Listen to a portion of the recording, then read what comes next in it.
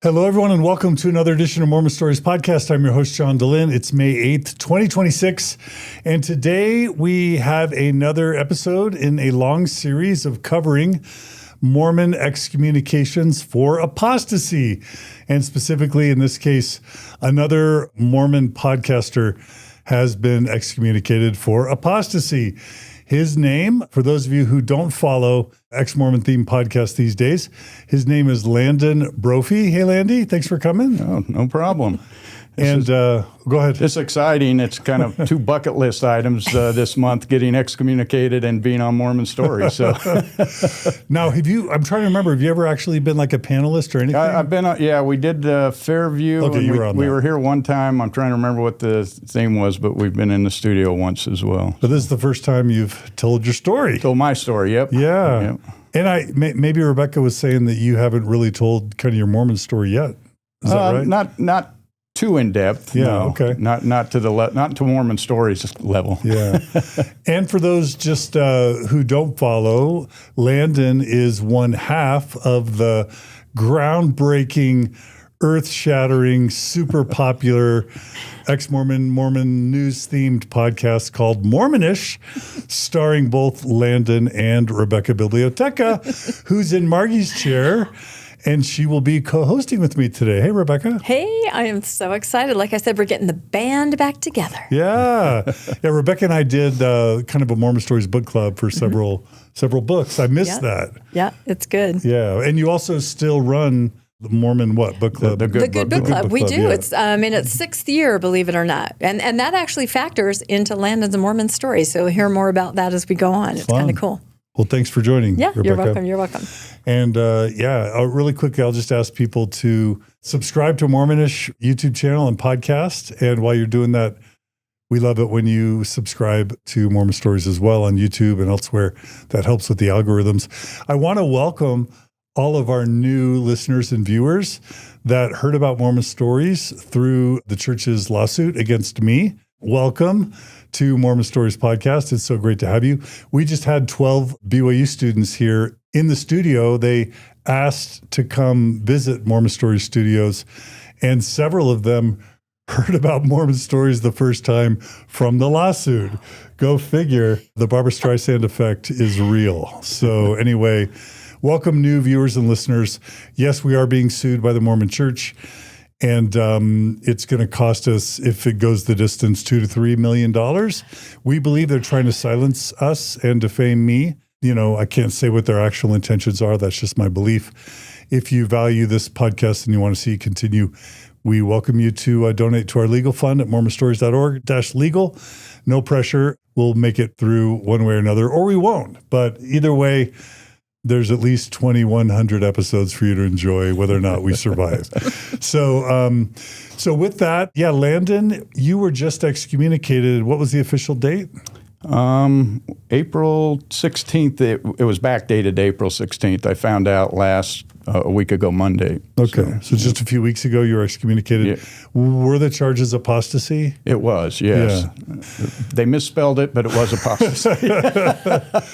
Well, we have a long history of covering excommunications on Mormon Stories. We covered Kate Kelly, my own, Sam Young, Bill Reel, Leah and Cody Young, Natasha Helfer, Jeremy Runnels, like Nemo the Mormon, so many excommunications we've covered. And I will keep covering excommunications for apostasy, because one thing's for sure, in the past 20 years, being excommunicated for apostasy from the Mormon Church means you're standing for something good. Mm-hmm. It means you're standing for honesty or open conversations, or you're standing against child sexual abuse in the church, or against unhealthy mental health practices, or for women, those are the reasons you get excommunicated these days for apostasy, believe it or not.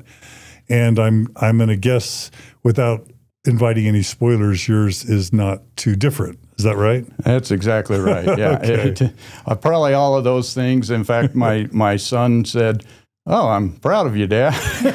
So, that's awesome. It's kind of a badge of honor, I guess, at this point. Yeah.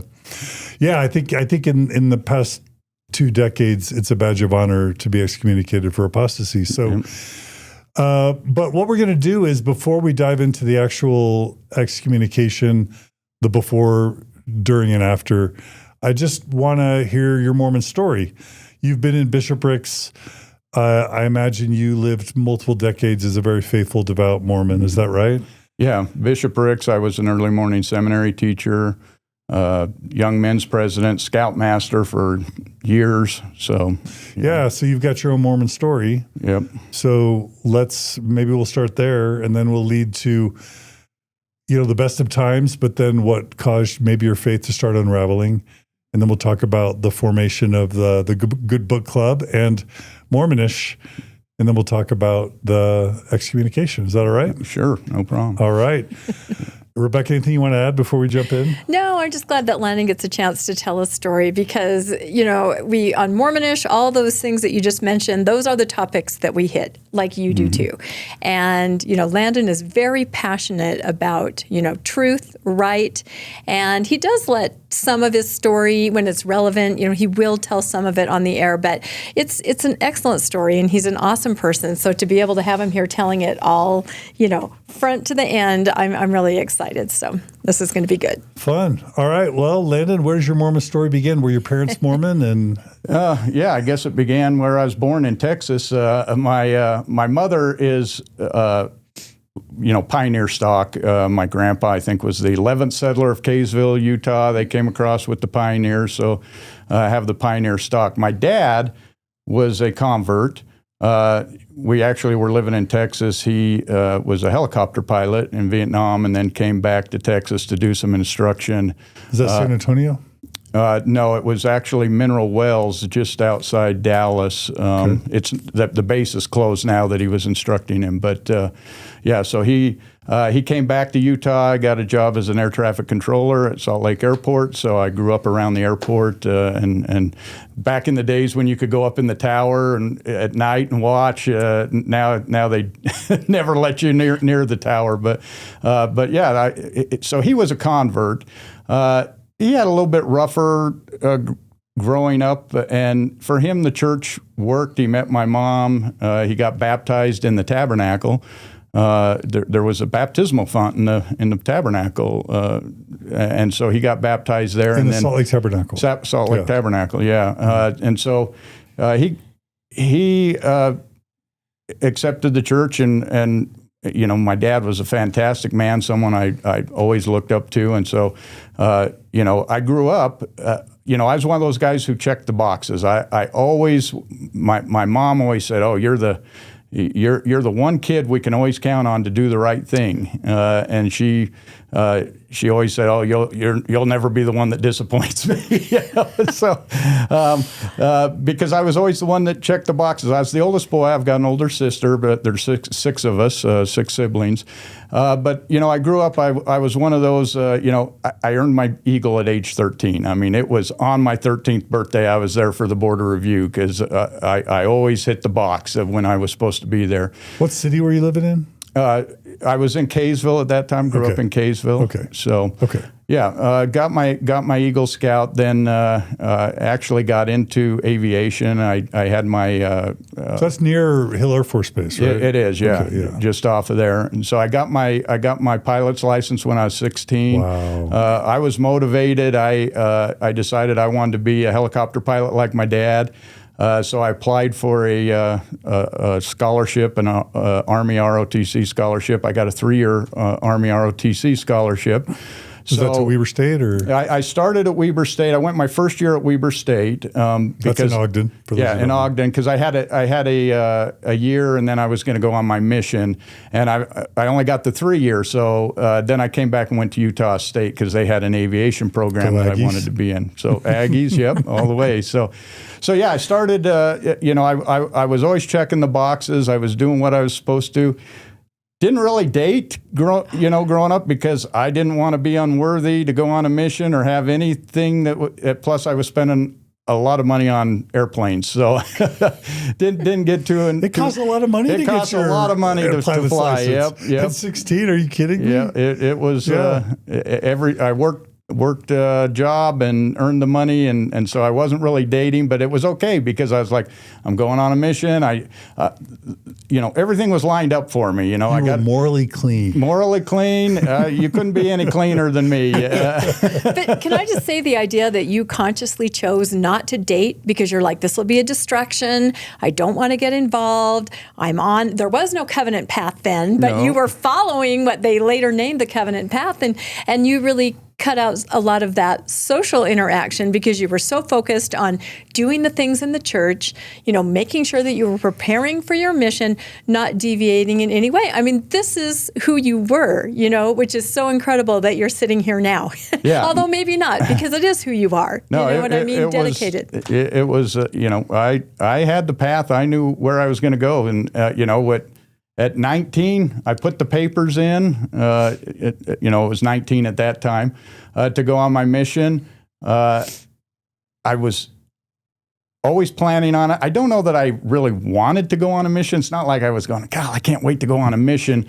But it was what you had to do. And I just knew that was one of the steps. So I put in the papers. I got my mission call, and I remember it so well because in Kaysville at the time, the mission calls always came on Thursday, and the post office would call you when it came at like 6 a.m. They'd call you and tell you your mission call was there. So you could go down and pick it up from the post office in the morning and then get your family together and read the mission call. And so, I always thought, I'm sitting there going, okay, I'm going to be a pilot. I'm going to be Eagle Scout and return missionary. Eagle Scout, return missionary, but I'm going. Certainly, they're going to send me foreign because I'm going to be in the military. So there's so many places I could use a language and use a language skill, and I've already been, doing a lot of military training, so I can handle the tough places if they put me there. You're going to Nam. Going to Nam, yeah, that's right. So I open up that piece of paper and I read it, and it says, "You've been called to serve in the Indianapolis, Indiana mission." Man. And I just went, I tried so hard to look happy. I had that fake smile. Oh, Indiana. Yeah. But in my heart just sunk. I was going, this is not on my list of places to go. And so I can't say I was really excited about that. But so that was maybe the first time I had just the slightest break in my shelf, if you want to call it that. I was like, why would God send me to Indiana? Something's wrong here. They got the wrong place. This isn't where I'm supposed to go. But I dutifully did what you're supposed to do. And of course, before you can go on your mission, you have to go to the temple. Oops. So went to do the temple stuff. I waited. It was maybe a month before I was supposed to go in the MTC, but you go with your family. At the time, I was the only one that could go in with my parents. And my dad's side, no member. So it was really just a small, just family. My mom and dad is the only people I remember being there. Was this pre-1990? Oh, sorry. I was going to say, can I ask you at that time, what was temple prep like for you? It seems like it's different for every person. Some people have family members that take them aside and really tell them what's going on. People like me, no warning whatsoever, a terrible experience. And also prep sometimes in the ward. In that era, we're talking about the late 80s, what was temple prep like for you? It was, come on, we're going to the temple. Oh, okay. Now, my mom and dad would go to the temple, every month like you were supposed to, or at least it seemed like that's what they did. So, I was looking forward to it. I'd always heard, this is the Lord's University. And I was a good student. I did a lot of study. I studied the scriptures. I was, very knowledgeable for my age with church history or I thought I was knowledgeable with church history and the scriptures. And I was so excited to go to the temple because I'd heard it's the Lord's University. So I'm sitting there going, when I get there, I am going to learn. This is going to be the next step. This is really going to, take me a step further than where I am in my spirituality. And when I got to the temple, it confused me. I guess that's the best word to use. I went in. I was in when they did the, cut your stomach and your throat and pull your tongue out and all of that stuff. And I went in and I was just going, what is going on here? What am I doing? And then I'd see Peter, James, and John coming in and talking, and I was going, what is Peter, James, and John doing in the Garden of Eden? This is just confusing. I don't get this at all. So, we went out, we left, and I remember clearly walking across the parking lot, and my dad said, well, what do you think? And all I could say was, the hats are kind of weird. that was about it. I was like, I don't get this. This did not feel right to me. Then they all say, oh, you need to go back several times before your mission. I was like, I'm good. I'm not going back. Yep. I went back twice in the MTC when they, Monday, oh, it's your day off. Let's go to the temple. Like that was some sort of day off. But so I went to the temple twice then, and then I, got to go on the mission, and I was glad there was no temple in Indiana. Couldn't go to a temple. So, I went 2 years. And so I would say that the mission was the next part that really started kind of affecting my shelf again, because to that point, I'd always been obedient on my own. I just followed did what I was supposed to do, did what I felt was right, and I always felt that worked for me.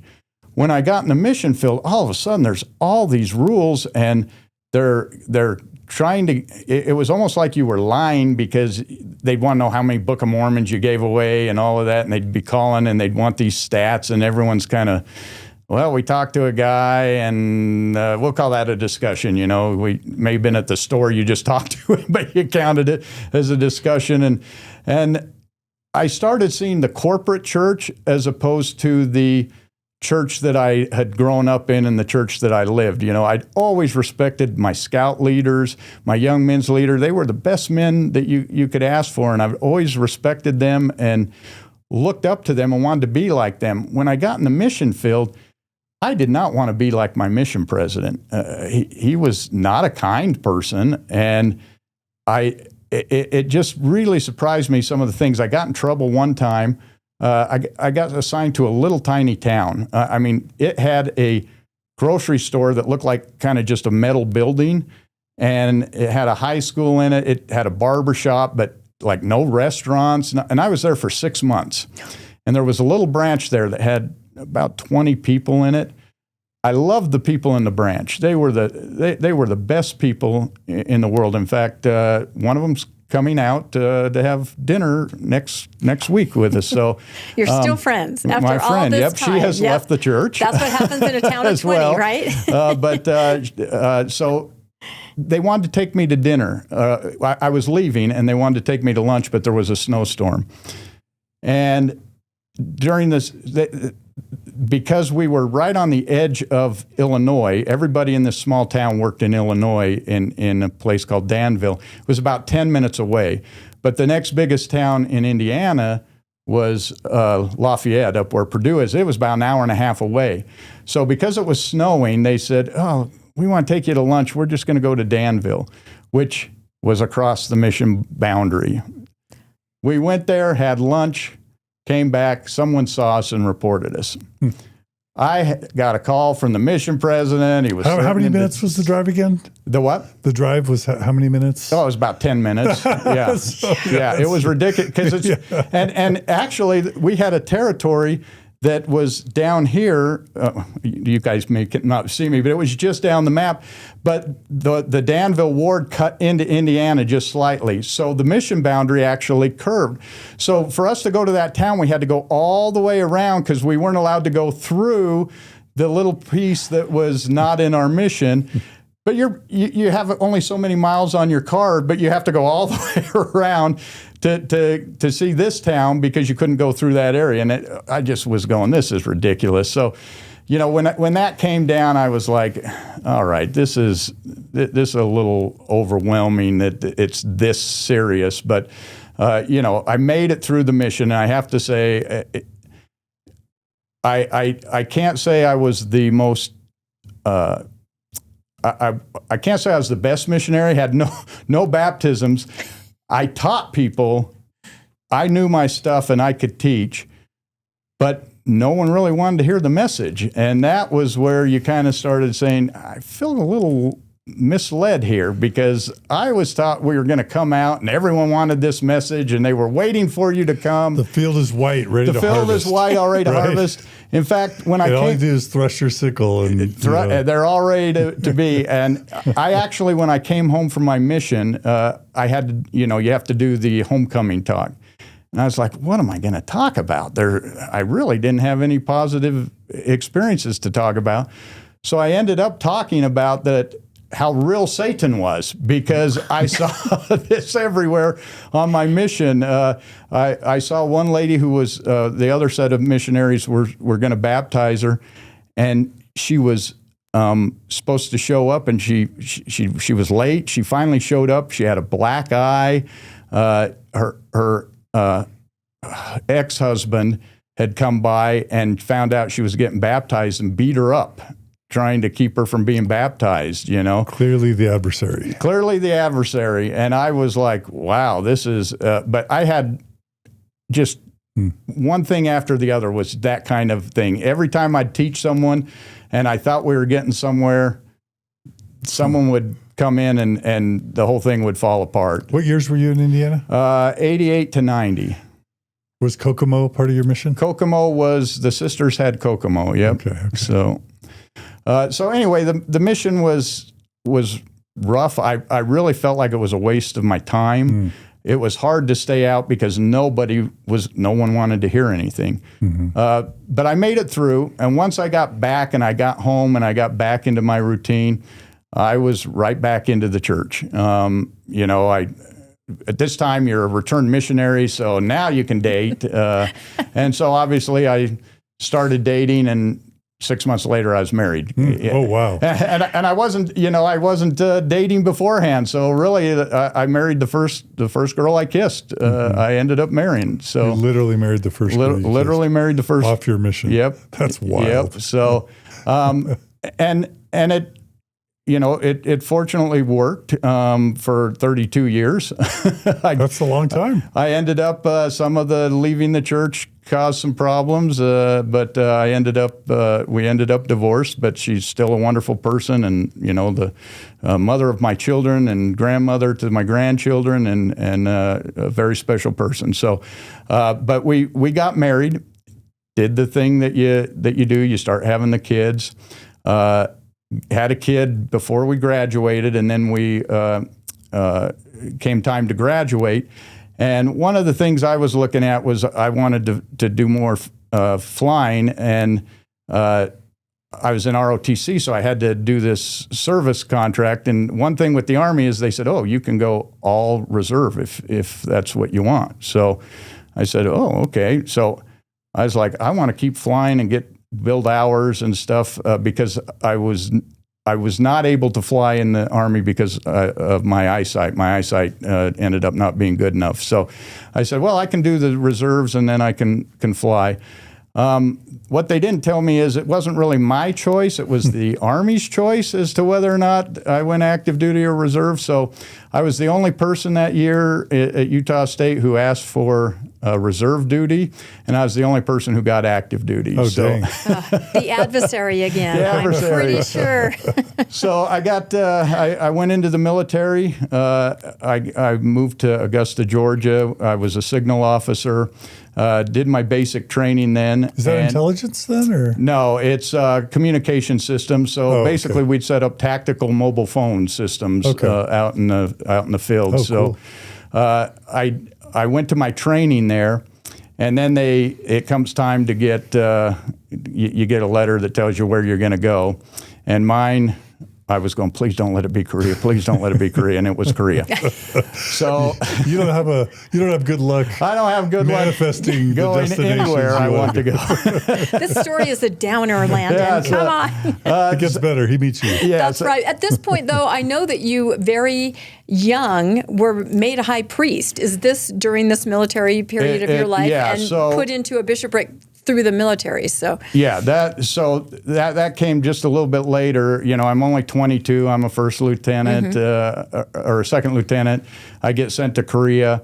And I went to Korea, little tiny branch, just a couple servicemen at Camp Red Cloud, Korea. But it was kind of your lifeline, it was, these are the people that, they're not out drinking every night, but they had to come from different camps just to have, we'd have about 10 people there, and they'd come from all these different camps. So I didn't have any LDS people on the camp I was at. Everyone would leave after Sunday. So Sunday was like the time you got to spend together with each other and do, meet other saints, So I remember one Sunday we got to go down to Seoul, and President Holland had just been made an apostle, and he came to Korea, and he gave his first apostolic blessing, and I was there when he gave it. And I remember him saying to the Korean people that in his apostolic prayer that their children would go to North Korea and teach the North Koreans, and that they'd be unified. Yeah. I guess it could still happen. Yeah, except for those people their kids are probably, I was only 20-something at that time, so their kids are now having kids. It's certainly not going to be their kids that are doing it. As missionaries. And based on the situation in Korea right now, it looks like we're a long way from that. I'm guessing the South Korean members weren't faithful enough. I'm guessing that as well. Because Rebecca? Absolutely. Put it back on the members. There's no other explanation. That has to be and at the time, the Koreans were kind of, I don't know if you remember, they started kind of sharing across border. They shared some manufacturing facilities, and they let it. So the relations were getting a little bit more friendly during that time. The Olympics had just happened, and there was some optimism that the Koreas something might happen there, and that's when he came. But obviously things turned out quite different. But I remember going to do that and seeing that. So were you, if I can ask you, were you kind of awestruck? Oh my goodness, an apostle. Were you one of those kinds of members where you're just sort of hero worshiping, and you were, writing in your journal, I got to see the new apostle? I wasn't a journal keeper, so I didn't write it. But I remember thinking, wow, I really like this guy. He's really funny. He was a very personable person. And so I remember that about him. But I guess I should step back, because when I went to Korea, as I said, I had a daughter and I had a wife at the time. And Korea's unaccompanied tour, so you go for a year without your family. You have to leave your family behind. Oh, dang. And that was really hard. And I remember taking my family over to my wife's sister actually moved in next to my parents. They found out that the home was for sale, and they ended up buying it because my wife told her sister about it. And so my wife and my daughter were going to stay in their basement while I was gone for a year. So, I felt, okay, my parents are next door, her sister and brother-in-law will take care of them. But still, leaving your one-year-old baby and saying, I'm not going to see you for a year, that was really tough. And I remember trying to, the night before I had to leave, I was going, this is really hard. I don't know how to handle this. So I went over to my dad, and I remembered, okay, Dad had to do this same thing when he went to Vietnam, but he was getting shot at. So I said, I'm going to go ask my dad, how did you handle this? And I remember going over to there, and I asked him about that, and he said, son, you wake up in the morning, you kiss your wife, you kiss your daughter, you go do what you got to do, and you get back. And that always stayed with me, that's, you go and you do what you got to do, and then you get back where you need to be. And so I went and did that year, and I came back, and I got assigned to Fort Lewis, Washington. And I just barely got there, and I got called in, and they called me to be in the Bishopric in a military ward in Fort Lewis. So I was 25 years old. And I got made a high priest at that time. And military wards are really unique because they come you have field exercises, and everyone on post goes to these field exercises, and they might last 3 or 4 weeks. So all the men leave the ward, and there's like only a couple men left in the ward, and the families just have to keep doing all the work. And there was also a constant changeover in military wards. In fact, the bishop I got called to serve under got transferred not long after I got put in as the second counselor. And the church decided that they wanted to have a more permanent bishop. So they called a chaplain, LDS chaplain. But the problem is you can't be a bishop and be an LDS chaplain at the same time. They won't allow that. So the chaplain was going to retire, so they had to wait a few weeks before they could put him in. But the other bishop left, so they came to us and they said, you guys can basically do anything but hear a confession. And so we basically ran the ward for several weeks until the new bishop got put in. And then the new bishop got put in, and Fort Lewis is where all of the cadets come. Anywhere in the country, if you're an ROTC cadet, you go to Fort Lewis and go to training for 12. I think he went for 6 weeks, but it's about 12, 13 weeks long. So I was called to run that. So I would conduct all the services for all the LDS people. I basically was the LDS chaplain for the ROTC program when they came in. It was a lot of fun. All the LDS guys that came in, BYU brought most of them, but we went, when they had day off, we'd play volleyball and have a fish fry in the back and stuff, and it was a lot of fun. So, I had a lot of positive experiences there. After I got out, I moved to Portland area. Got out of the military? Yeah, when I got out of the military. I owed them 4 years of active duty. I still was in the military as a reservist when I moved to Portland, and I moved to Battleground, Washington, which is just across the river from Portland. And I no sooner got there than I got called to be the early morning seminary teacher. That was dangerous. A tough job. Yeah, because I would teach in the morning. I had to be there at like 6, I think is when we started, 6 to 7. Then I had to get to my job, and I'd go wherever they'd have me working, and then I'd have to get home, prepare the lesson for the next day, and do the teaching. But I really enjoyed teaching the youth. It was just something I really enjoyed doing. And I thought it was one of the best callings you could have. But I loved to study, and as a military guy, I always had to put stuff in on maps, So I'm trying to put the Book of Mormon on the map. So I got all the farms material. I was reading all the farms material, trying to figure it out, and Farms. Tell people what Farms is. Farms is ancient Foundation for Ancient American Research, or something like that. Yes. It's sort of like the Mormon apologetic group of the 70s and 80s. Yes. Back in the day. It's completely disavowed now, of course. They were given the job to go find the archaeology to support the Book of Mormon, and they went and they really tried. And at the time, I didn't know that stuff wasn't accurate, So I'm reading the stuff and I'm going, oh wow, this is really interesting, And they'd say, oh, Lake Atitlan or whatever it is the waters of Mormon. Yeah. And I'd be looking at the book and I'd go, that's in Guatemala, by the way. Well, they were hiding, though, and there's no trees. How did they hide for all this time with no trees on this lake? So there were things that would creep in, but I'd go, oh, well, this is, where they say it's happened and everything. So I'd kind of show the kids, and, we'd do the lesson, but I'd kind of put that stuff in, and so I read a lot, and I studied a lot. And that's why when I started finding other things that I'm going, I should have known this. This should have been something in the manual that they told me before I told the kids, and that's what really hurt. So, I stayed there a couple of years. I was there, and then I moved to the Boise area. We lived in Nampa for several years, and then moved back to Utah.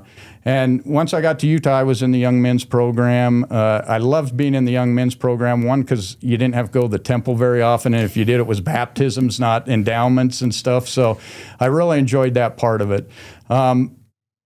and then I was made the scoutmaster, and I just loved being the scoutmaster. I was it for 3 different wards, and that was my kind of stuff. I'd rather be out under the stars than in the temple anytime. I always felt that that's how you communed with God. To me, that was how you did it, was out in nature. So I got to that point, and I was in church, as Rebecca kind of talked about. I'd actually, the day before, I'd been watching a TV show on the Rosetta Stone. And I was going, hey, this is quite interesting. I didn't know that we couldn't read Egyptian at one point. I just assumed, I grew up with King Tut and everything. I assumed we always knew how to read Egyptian. And so I was... Around what year is this? I was just going to say this is maybe 2014. Okay. Probably around so 12 that time. years ago. Yeah. Okay. Yeah. So you have 4 kids. You have 4 kids, wife. I'm all in. You're all in. Yep. And so I saw this thing about it, and I'm going, okay. I didn't know we couldn't read Egyptian. This is interesting. And the Rosetta Stone, I think, was found in 1776, but it was 20, 30 years later before they figured out how to read the Egyptian, because it had Greek and some other language. I can't remember the other language. So I was sitting, the next day I went to church, and we were studying the Pearl of Great Price, and I was flipping through it, and I saw all the Book of Abraham, the facsimiles. Yeah. And I went, we can read Egyptian now. And he says that this says this, and I know he's a prophet, so all we need to do is get an Egyptologist to read these facsimiles, and it'll prove that Joseph Smith is a prophet. There you go. How'd that turn out for you? How can you argue with that? I thought I was the first person who ever thought of this. Oh, dear.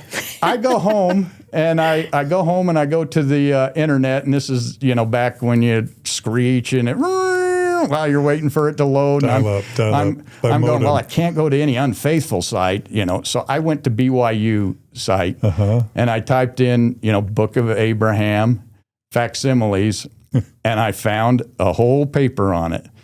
And I started reading it, and I went, oh my gosh, this is a problem. Someone thought of this. Someone's already thought of this. Not just someone, BYU professors have reviewed this. And they're saying it doesn't say anything close to what the Book of Mormon says that it says. This is problematic. And I struggled with, how do I deal with this? Something's not right here. And that was the first initial, something doesn't make sense here. If he can't get this right, there's no excuse for why he would get this wrong, other than it was made up. But I looked at myself and I said, look at Dad's life and how much better off he was than some of his brothers and that grew up drinking, and they had a lot of problems. But he always had a good marriage, good family. I said, I want this for my family. This is what I want. So I started trying to find ways to make it work. And I decided that what I was going to do is I was going to do a study. I was going to do the church program of 4 years, one for each of the different standard works. But what I was going to do was I was going to approach it differently. I wasn't going to study the scripture. I was going to study all these books that had nothing to do with Mormonism, had nothing to do with religion, but related to the book. So, for instance, with the Book of Mormon, I looked at DNA, archeology, linguistics. Oops. I started looking, I'd read books about all of this stuff. What plants were here. This is not going to end well. It is not. And I have to say, that idea that you're a lazy learner, I mean, look what you're doing. Intensive study, and in your heart, in your core, you're realizing that something isn't right, and that perhaps something isn't true, but you're not going to go there yet because you know the consequences, and you're just reading and reading with integrity. You know what I mean? You are not going to make a decision until you know. So, lazy learner, I'm sorry. I don't think so. I kept trying to make it work. I even enrolled in, Yale has religion courses online that you can take for free. And they are fantastic. I mean, you're talking some of the best professors on religion in the country, probably the world. And so I enrolled in these online courses. I was doing the study. It was fascinating. I was learning so much, but I started learning that, number one, the things I was reading in these exterior books were all meshing. When they would say, the linguistics say that this language took at least 12,000 years to go from this point to this point. So humans were here about 12,000 years ago is when the land bridge is about 12,000 years ago. The plants, everything is meshing. They're all agreeing that this is what happened. There's no Semitic DNA, the DNA showing that it came across from China and from Russia over the land bridge. And all of those books, even though they're written completely by separate authors, the information is meshing. It's forming a picture in my mind of what happened. And it wasn't the Book of Mormon. It wasn't the stories from the Book of Mormon. So the DNA evidence, the history, the linguistics, the geography, the archeology of ancient North and Central and South America all pointed towards the core Book of Mormon narrative being false. Correct. Is that right? Correct, yeah. And that was, like people, I'd read the DNA, the church say, the bottleneck and the different things that they'd use. And I'm going, okay, that's a stretch. But you can argue that happened with these people. But the DNA for the plants and the animals that they talk about proves that none of that was here prior. They can trace the DNA of wheat and see when it came over and that came from Europe. It didn't come from so all these plants that they supposedly brought and were growing, none of that matched either. So it's a hard argument to say that the DNA, in the humans disappeared, but all the other DNA also doesn't match. It's impossible. That couldn't happen. So let me just ask this. So as you read book after book, and you're very pragmatic, did you at all try to gaslight yourself? Try to find a way? I mean, you're so practical, when you're reading these books, and I feel like you would have just been saying, I can't reconcile this. Or was there a part of you, because of everything it would mean if it wasn't real, was there a part of you that was trying to gaslight yourself? I don't feel like I always wanted to make it work, and I always kept saying, I can find an answer, but I don't think I ever ignored the evidence. The evidence was always what was driving me. And so that's why I kept going deeper and deeper, because the evidence was going against everything that I knew. And so I kept trying to find some other piece of evidence that might help. But, once I started taking the New Testament and the Old Testament classes, I was going, this stuff is just as falsifiable. I can see, that where the writers of the New Testament were not eyewitnesses. You could prove it. You could see that they were copying from the document they call Q. All the Matthew, Mark, Luke, the Synoptic Gospels, you could see when you started comparing stories that they were almost word for word anywhere Jesus was talking.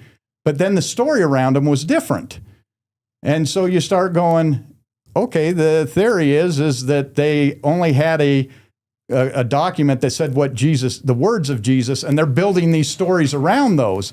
And you could see that when you start lining them up. I got a book called Gospel Parallelism, and I could line them up, and I'm going, instead of he, they'd say the Lord, but every other word is exactly the same word for word. This is not independent eyewitness accounts. This is someone building a narrative after the fact with some other document that they're using, but they're not eyewitnesses. So that really weakens the biblical position. So you were deconstructing Christianity at the same time as Mormonism. It turned into that. You were going down a rabbit hole within a rabbit hole. I mean, you go big or go home. Yeah. There you go. You are burning it all down. But that's the way you are, because you read, you synthesize, you do it with integrity, and you want the truth, and you're not going to stop until you get it. And anybody that knows Landon, that is exactly how he is, which is why he's in this chair right now. Then I got into the Old Testament, and there's a book called Who Wrote the Bible by Friedman? I think so, yeah. Friedman, excellent book. He's a Jewish guy and really knows his stuff, and that was so plain when you read it. And I was going, okay, we got a problem here, because the Book of Moses is following the same standard, and he breaks out that there were multiple authors of the Old Testament, and you can see it plainly when he breaks it out by the words they're using. They're calling God, all through First Genesis, the God is called God. In the beginning, God created. When you get to chapter 2, you get a second creation story, and it's always Jehovah. It would have been Jehovah in Hebrew. It would have been El in Hebrew, but in English, it's God and Jehovah. And they changed that to the Lord. So it's the Lord, and you start finding that there's one place they're always calling him the Lord, one place they're always calling him God. There's multiple flood stories. There's multiple creation stories. You break them up and you put where everybody who's calling him God, you put them together. They flow perfectly. Same thing when you break up the Lord. And so you're going, this is not Moses writing this. So we've lost, but I go to the Book of Moses, and Joseph Smith said he saw this in a revelation and he got all of this. But Moses switches from God and the Lord. He's using the same thing. I'm going, how did he see two different guys writing a story hundreds of years apart? This doesn't make sense. So it just all started to fall apart. And so not only was I losing my faith in Mormonism, I was losing my faith in Christianity as well, as a whole. So, were you talking to anybody? Were you I mean, it's so hard to find people to confide in back in that era. It's not like it is now. Was there anybody that you could even? Obviously, my wife saw me doing all this studying. Right. I share stuff with her, and she'd I don't think I want to hear that. That's where it becomes tough in a marriage, when the person that you're married to, you can't talk to about the things that's bothering you the most.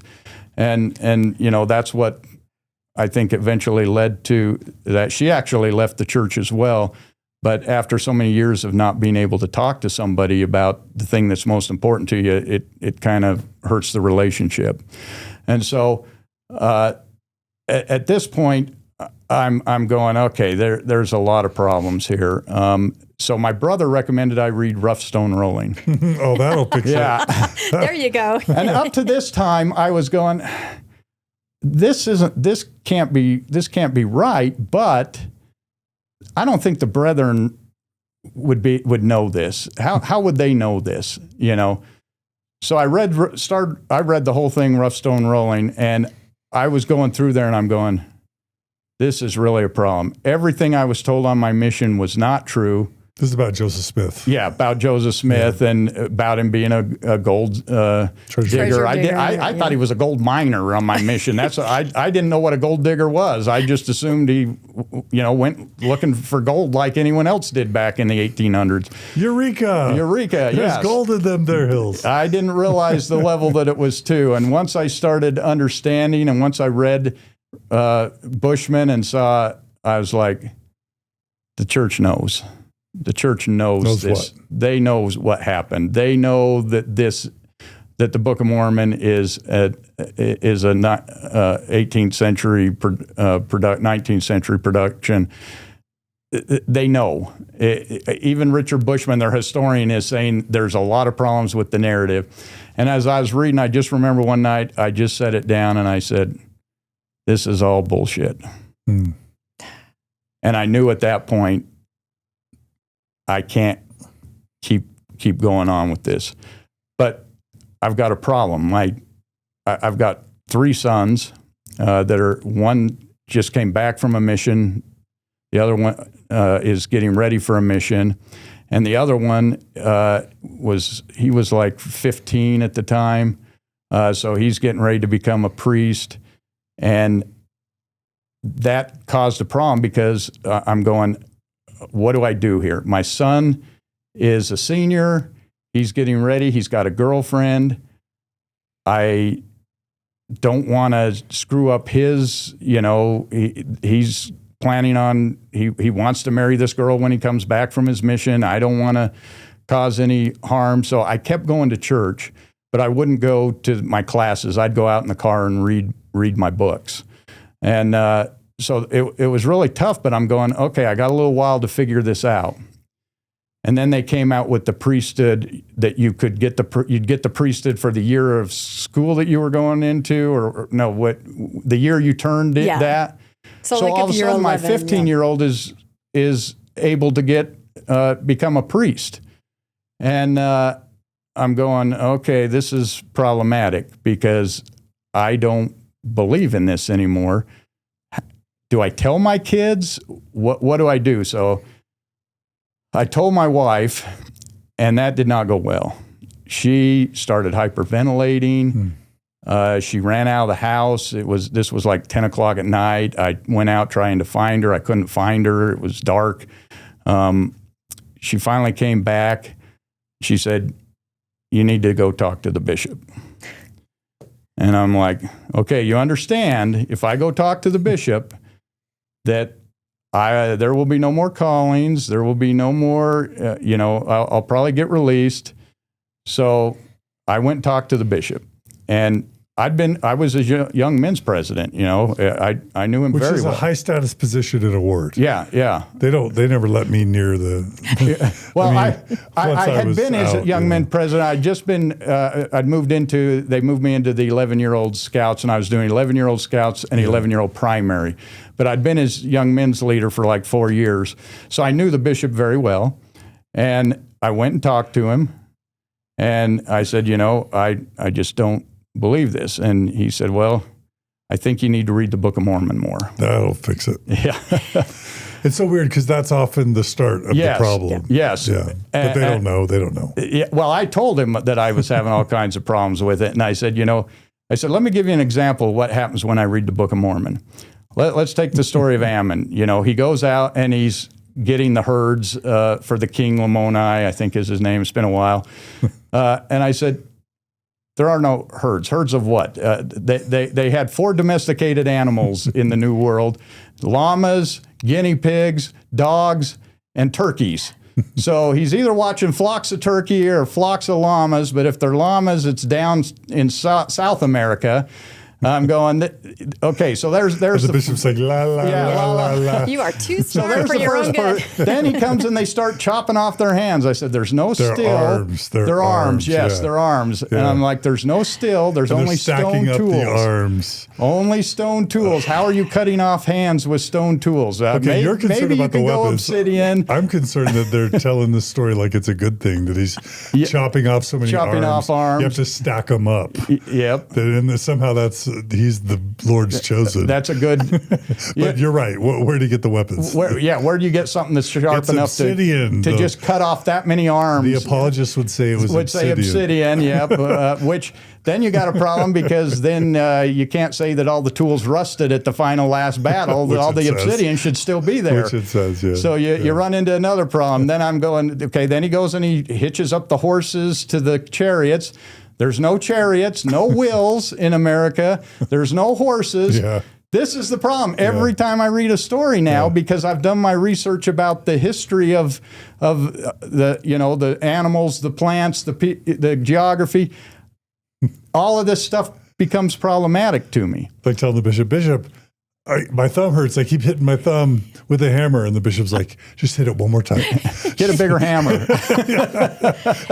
the problem is, Landon, you're not supposed to pay attention to any of that. It's how do you feel? Yeah. How does it all make you feel? That's the only way that you can get through that. Well, he told me, he asked me, he said, he said, do you need to be released from your callings? And I said, I can't keep doing primary because I cannot testify of something I don't believe is true. I said, I could still work with the 11-year-old scouts. I can do scouting. That doesn't bother me. I still want to contribute. I've got kids in the program. He said, let me think about it. So I came back and he released me from both callings. And he said, I told him I wouldn't take any calling that involved testifying. So he said, we got a calling for you. Would you serve in the nursery? That's where Margie and I served at the very end. Yeah. Yeah. And my wife went. Because you can't corrupt the 2-year-olds. No, they can't understand a word you're saying, right? But my wife just went, are you crazy? And to her credit, she said, Bishop, he studies hours a day. He's taking classes at Yale. He's trying to get answers, and you're saying go to the nursery? Yeah. How's he going to get answers in the nursery? So ended up not doing that. I ended up, just kind of fading back. I was traveling a lot for work, so it was easy for me just to not come to church, and people wouldn't know whether I was out of town or whether I was at church. But eventually, the ward split. They got a new bishop, and they put us with an area way far away from we were they needed bodies, and we were the bodies for this new ward as the housing development went in and everything. But it's a new ward, so they got to fill every single calling. And I didn't get called at all. So I'm going, okay, the old bishop has obviously talked to the new bishop because he knows what's going on then. But I didn't show up to tithing settlement when tithing settlement came. And when my wife went, he said, "Is there a reason Landon's not here?" And she said, well, you're going to have to talk to him about it. So the bishop called me in, and I went over and I sat down in his office, and we talked for 3 hours. And I unloaded every single thing that I was having a problem with. And one of the big ones was the November 15th policy, that if you were a child of someone who was gay, you couldn't get baptized, you couldn't advance in the priesthood. And I said, this policy is hurtful and it's wrong, and I can't agree with this. It goes against everything I was taught in the church. And the bishop defended it. He was there saying, well, I don't understand everything, but the brethren, they've assured us that that was on a Sunday. That Wednesday, they reversed the November 15th policy. So this is like 2018, 2019. Yeah, right in that time frame. Yeah. So, so he had defended it, and then he defended it, telling me that I was wrong, and then it turns out evidently I was right. I don't know. I think that policy may have taken more people out of the church than almost anything else. I think so too. In the past 20 or 30 years, and oddly, it's Nelson and probably Oaks that put it together. That were really behind it. Yep. So I talked to him for 3 hours, and at the end, he was just going, "I've never heard any of this." And I said, "Yeah, isn't that kind of a problem that none of us have heard any of this? We've both been in the church." He went to Indiana on his mission, by the way, too. I'm like, don't you think that's a problem that none of us have heard this? And we've been in the church all of our lives. He said, "Would you talk to the stake president about this?" And I said, "I will talk to President Nelson himself if he has answers for me." But I said, "I'm not going to go into the stake president's office and have him conduct some sort of worthiness interview and tell me that this is my problem because of something I did." I said, the church has a problem here, and the church needs to be able to provide some answers. And I said, I'll talk to anyone that you can give to me that can provide some answers. I left the office, and I never heard from the church again. Mm-hmm. I stopped going to church. First, I was like, hey, this is kind of cool. I got my Sundays off. Nobody's around. Then COVID happened. I'm like, dang, these Mormons ruined my faith. It's like Costco's empty. All of a sudden, they were at Costco. They were at the lake on Sunday. The ski resorts are empty on Sunday, and then COVID. I was like, dang, it was so nice for those 6 months, and until COVID happened. But COVID happened, and I guess I should go back just a little bit before that because I left this part out. My son was turning 16, or was going to have to get set apart as a priest. My other son was getting ready for a mission, and they were going to set him apart as an elder. And all of a sudden, I have to say something because I can't go to the temple with him. The bishop originally told me I could have my temple recommend or keep it. He said, go to the temple, work through this. When it expired, and I said, oh, my niece is getting married. I need to get a temple recommend. He said, well, okay, let's go through the questions. And he said, okay, he started answering me the question, and he said, can you answer these questions? And I said, well, no, because you haven't answered mine yet. If you can't answer mine, I can't change my answer to these. And so he said, well, you're not going to be able to have a temple recommend. And I said, well, it's probably best then, because I'm not going to tell you that I believe something I don't believe. So now I have to tell my son that I'm not going to be able to go to the temple with him. Now the cat's kind of out of the bag. They're going to be setting apart.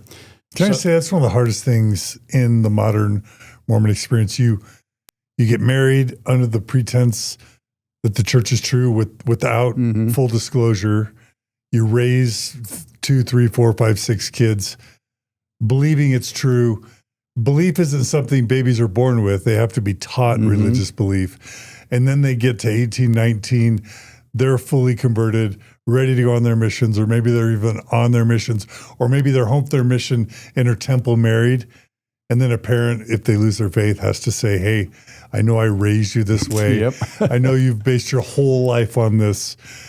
Oops, I just found out it wasn't true. You know what I mean? It's the hardest. And same thing to your spouse. You made these eternal covenants that you're going to, and now you're all of a sudden saying, I can't do this anymore. So that was difficult. So I gathered my family around one night and I said, kids, I got to tell you something. I don't believe the church is true anymore, and I'm not going to be attending anymore. I said, I'm not going to tell you why I don't believe it.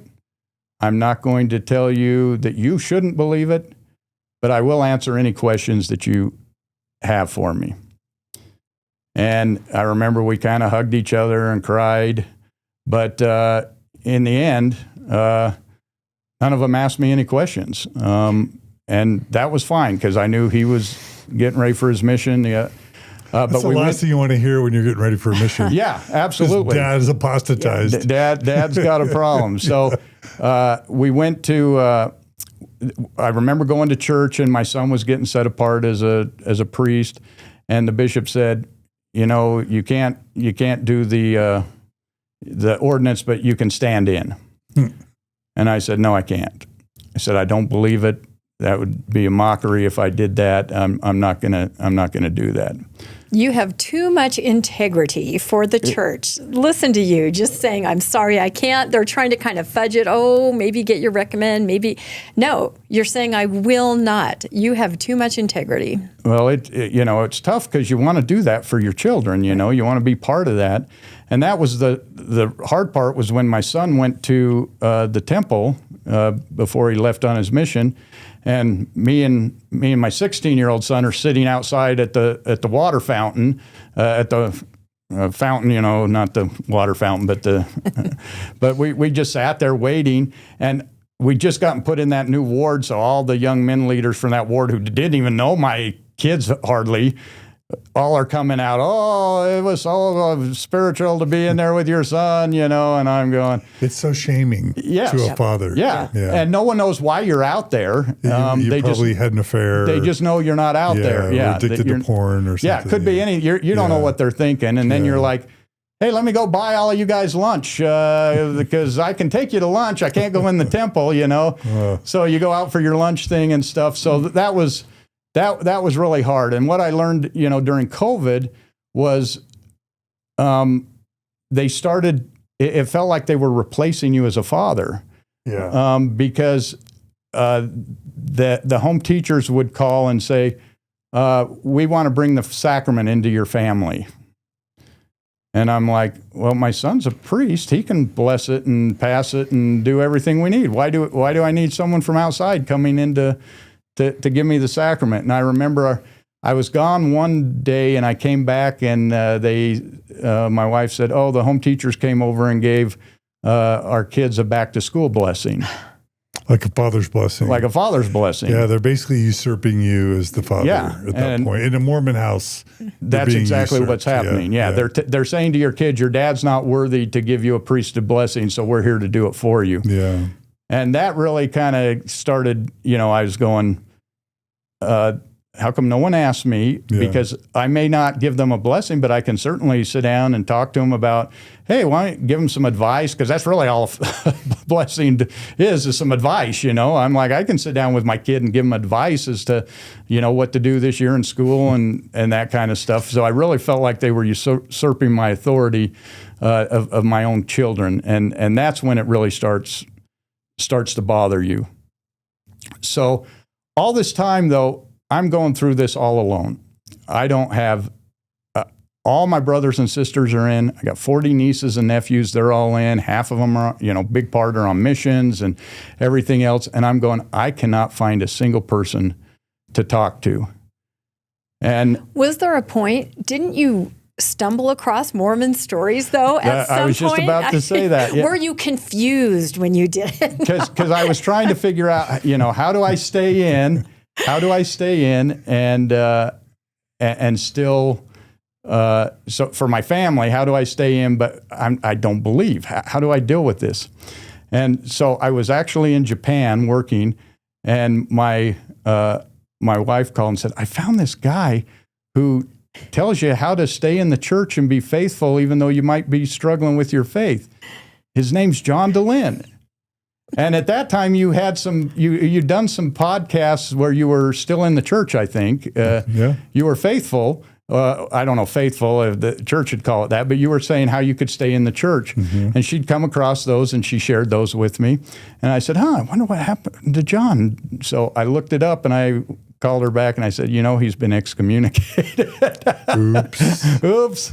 But that's when I started watching Mormon stories at that point, and it really helped. I was going, there's other people out there. And I actually...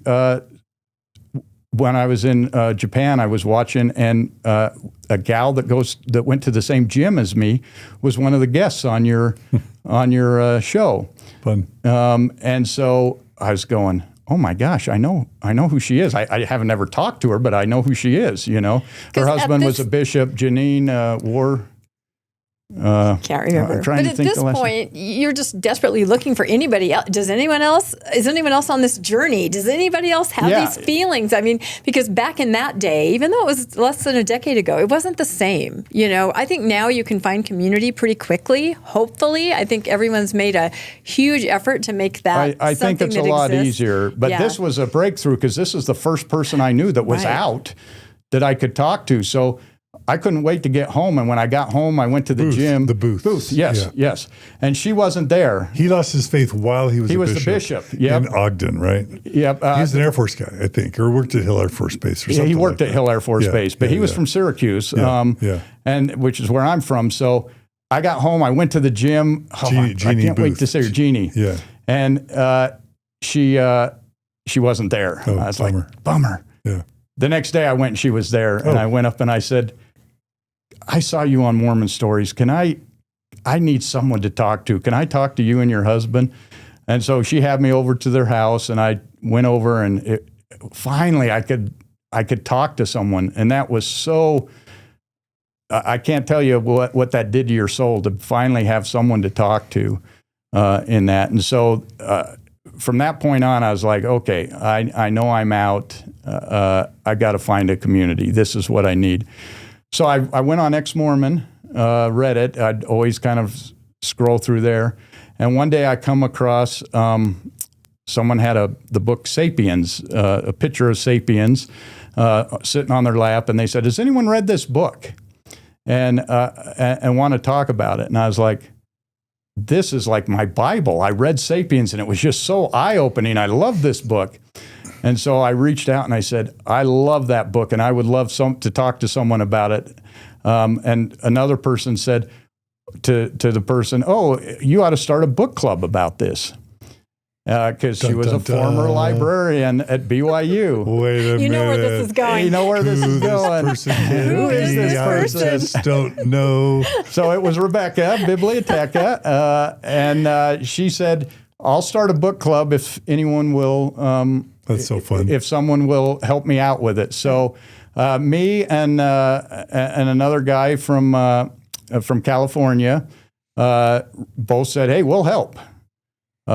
And so we started a book club. But can I just say the first message, because then we kind of jumped off Reddit and into messengers. We're all talking, trying to put this together. The first thing that Landon said is, this is amazing. I'm all alone. I have no one to talk to. And that's when we thought, wow, this will be more than a book club, because how many other people are all alone with no one to talk to? And again, finding community, forming community, which is, what John is all about. But yeah, it's as simple as that. Strangers meeting on Reddit and saying, let's kind of put something together, a Zoom meeting where people could just meet and talk. Yep. So if you hadn't heard it before, that is how Landon and I first connected anonymously on Reddit. I'm not saying talk to every stranger, but in this case, it worked out. Around what year was this? That would have been 2020. It was right. Wasn't it right before COVID? Yeah, I think it was right before COVID. It was right before COVID. Yeah, exactly. COVID happened right after we started it. Yeah. And so, yeah, we started the book club, and we came up with a slogan, basically, now we know what we don't know. Let's find out now we know what we don't believe. Let's find out what we do believe. And so we would read books that they weren't Mormon books. We just read books about science, space, geography. We read things to learn about things that we always learn through a Mormon lens. You'd learn evolution. No, that didn't really happen. And so we'd read a book about evolution, and then we'd talk about it and how our Mormon backgrounds had skewed that, and what we believe now and how we believed it and how our beliefs had changed.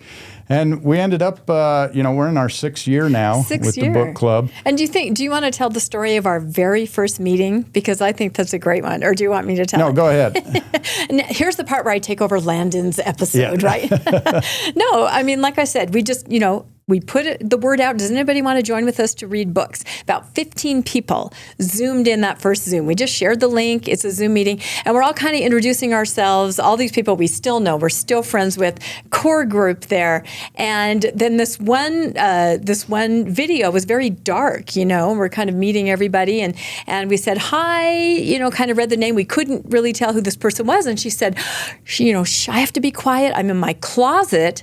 My family's getting ready for church outside, but I really need this. And she started to cry. I mean, it makes us emotional when we talk about it, because we're like, wow, this is so needed. And it's a serious thing. It's not just going to be a light book club. It's going to be something. It's going to be a community, and it's going to help people.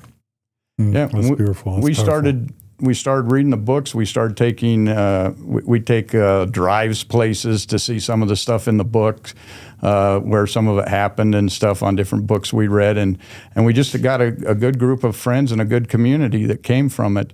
And so one of the people that was in that book club was Steve Pinecker. He tried to join. Isn't that he funny? did join He for a little bit. contacted us and he said, hey, I'm an evangelical. Is it okay if I jump into your book club? And it was right when he was starting his podcast. Yeah. And I think he was networking, right? He was just like, hey, I want to connect with Mormons. So we met Steve at that point. Yeah, and we're going, well, who is this guy? Why does an evangelical want to come to our book club? But he came and joined, and he saw what we were doing, and he asked Rebecca to come onto his podcast, which was just starting out. And Rebecca went on, and she went on and she started co-hosting with him kind of on and off.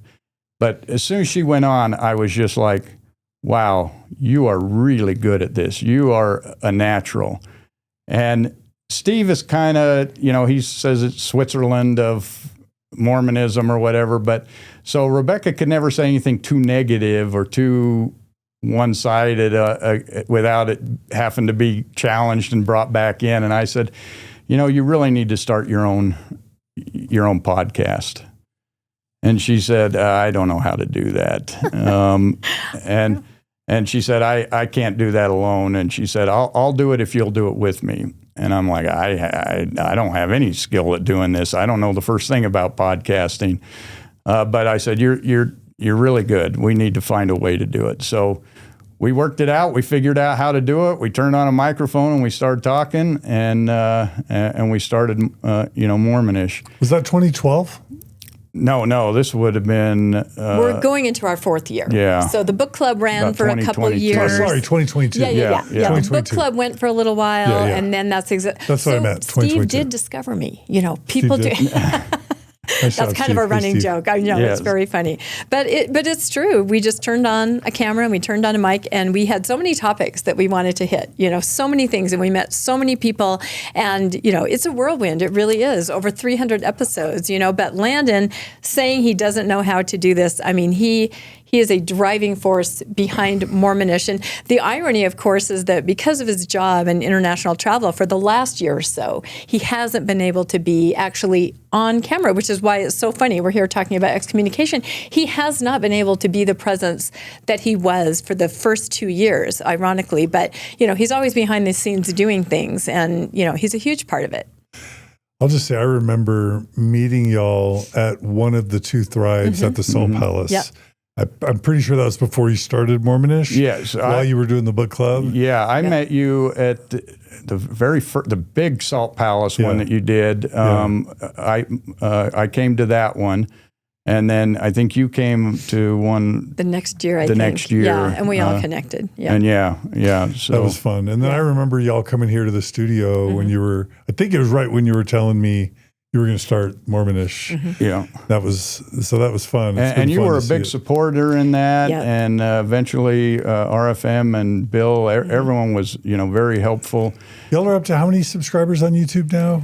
We're like around 14,000. That is amazing. We're not huge, but no. Breaking 10,000 is a big deal. Yeah. Yeah. It's been a really fun journey, and everyone is so supportive. I mean, people watch you guys all the time. Tell everybody what Mormonish is.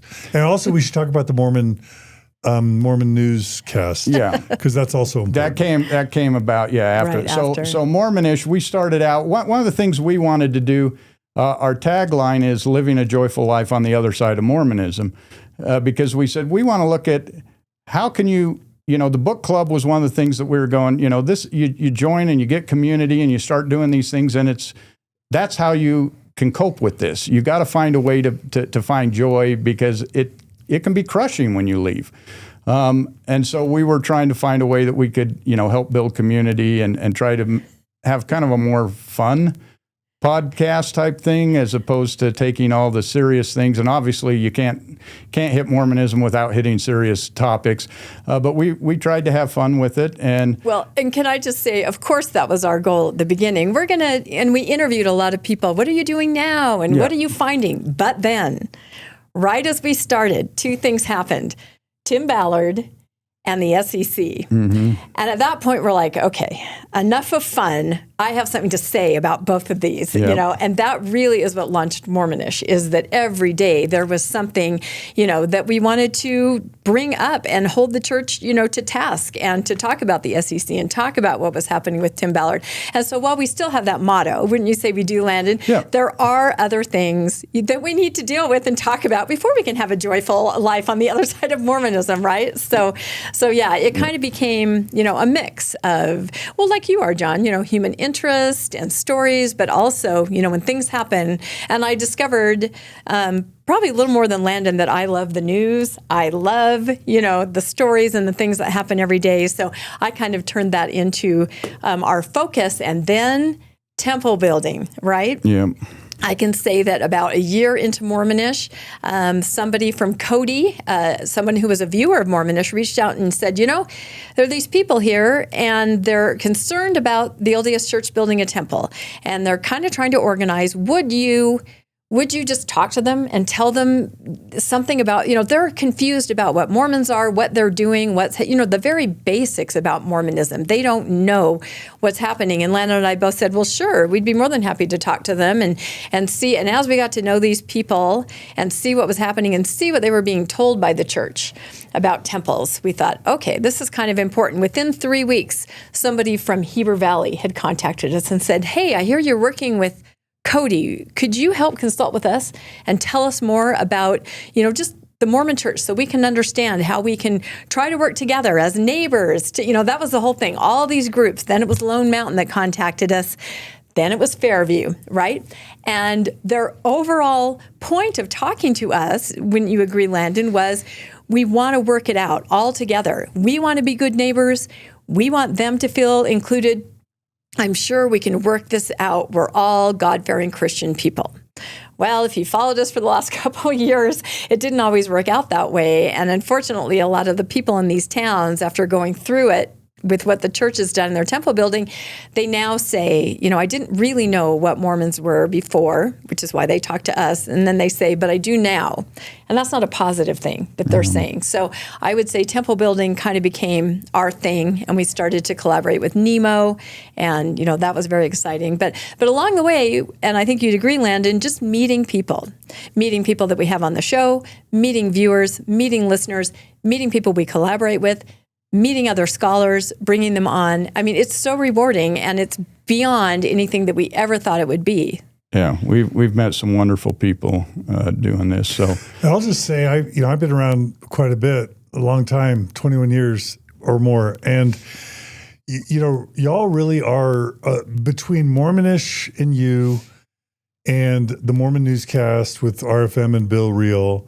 And I'll add generally unquotable Megan. We just had her on. She's amazing. Yeah, between those assets, that's where most ex-Mormons and liberal Mormons get their Mormon news. It's really remarkable, and y'all are doing a fantastic job. And by the way, over 10,000 YouTube subscribers is not a small deal. It's a huge feat.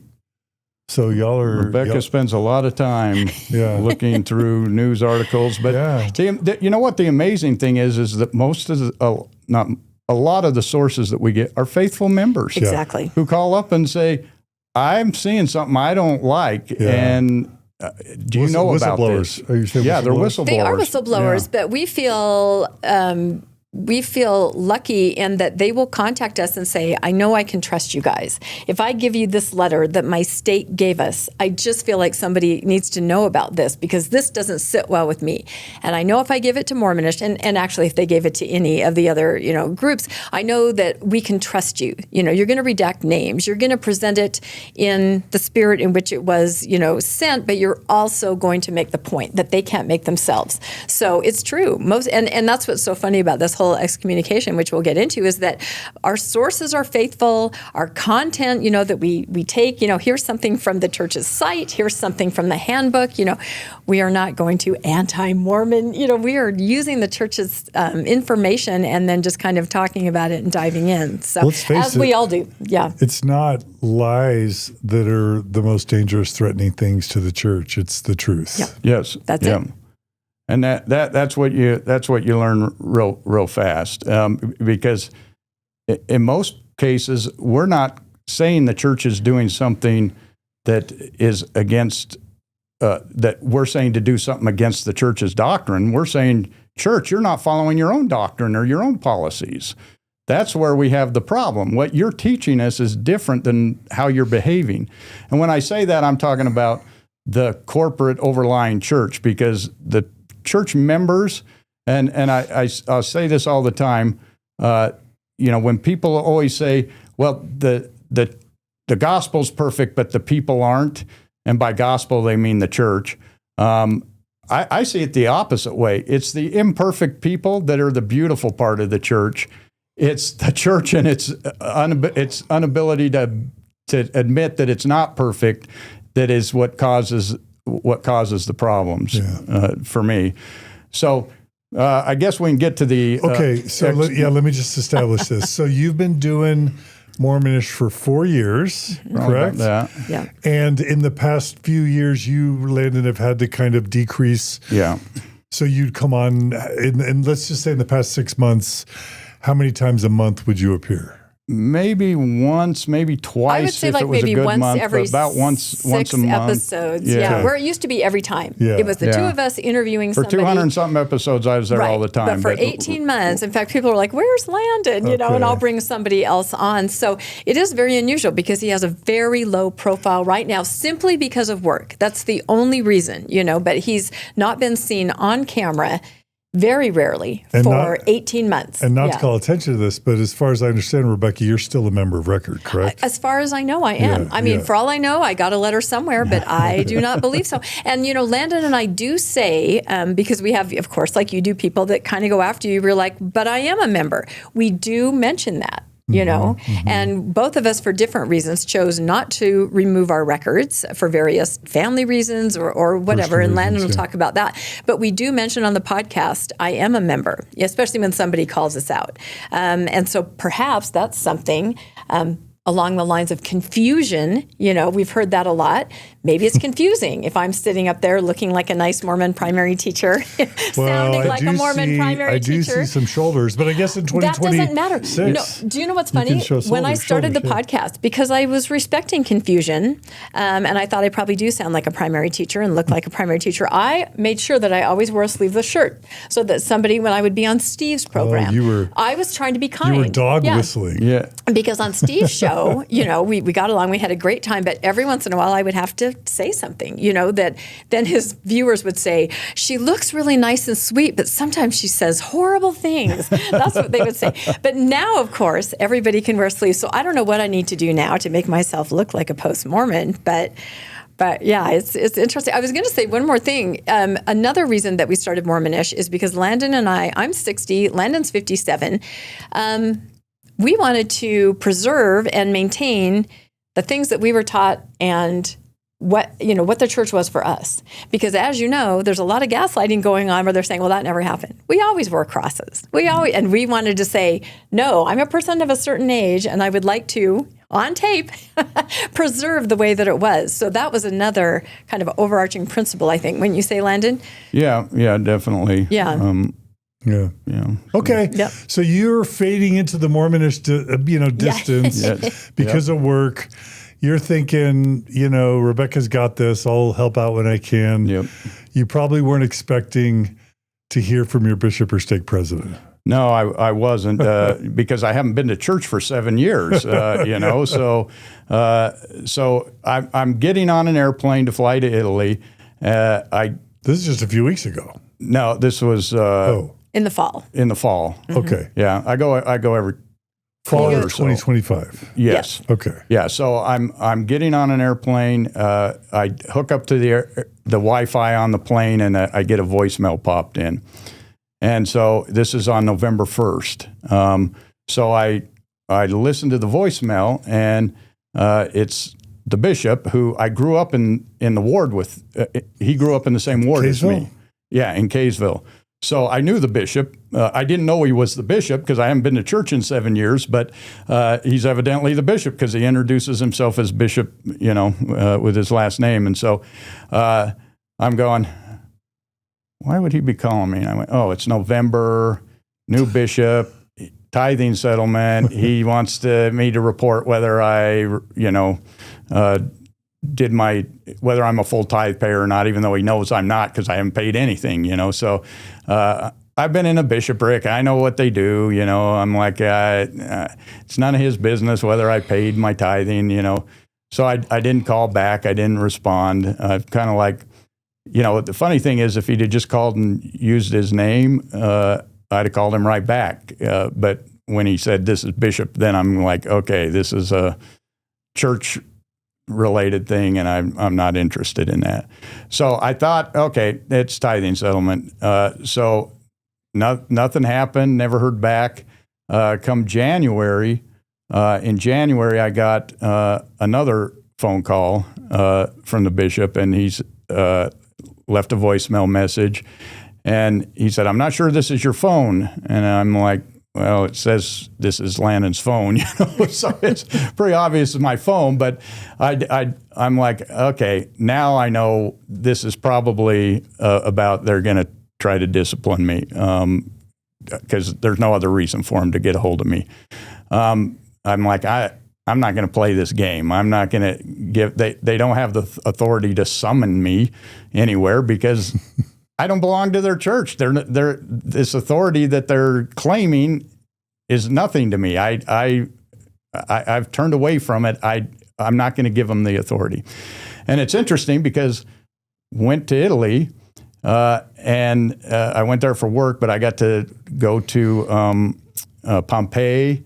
And, I'm walking around Pompeii and there's all these statues to all these different gods.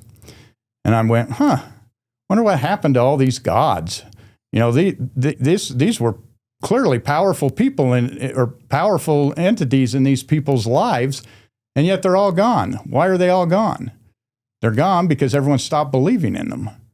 And I said, if you don't believe in them, you don't give them, they have no power. And so I said, that's what I'm going to do. I'm just not going to give the church any power by not believing in any of the things that I don't believe they have the power to do anything to me. So, unfortunately, my birthday came up, and my neighbor, who was the bishop that I had the 3-hour conversation with, called me. He shares the same birthday. We went to the same mission and have the same birthday.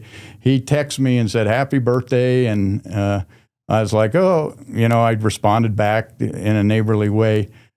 Unfortunately, and I can't say this for sure, so I apologize if I'm wrong in this, but I hadn't heard for years from them, so I think he was checking that my phone number still worked so that he could report back that, no, that's his number.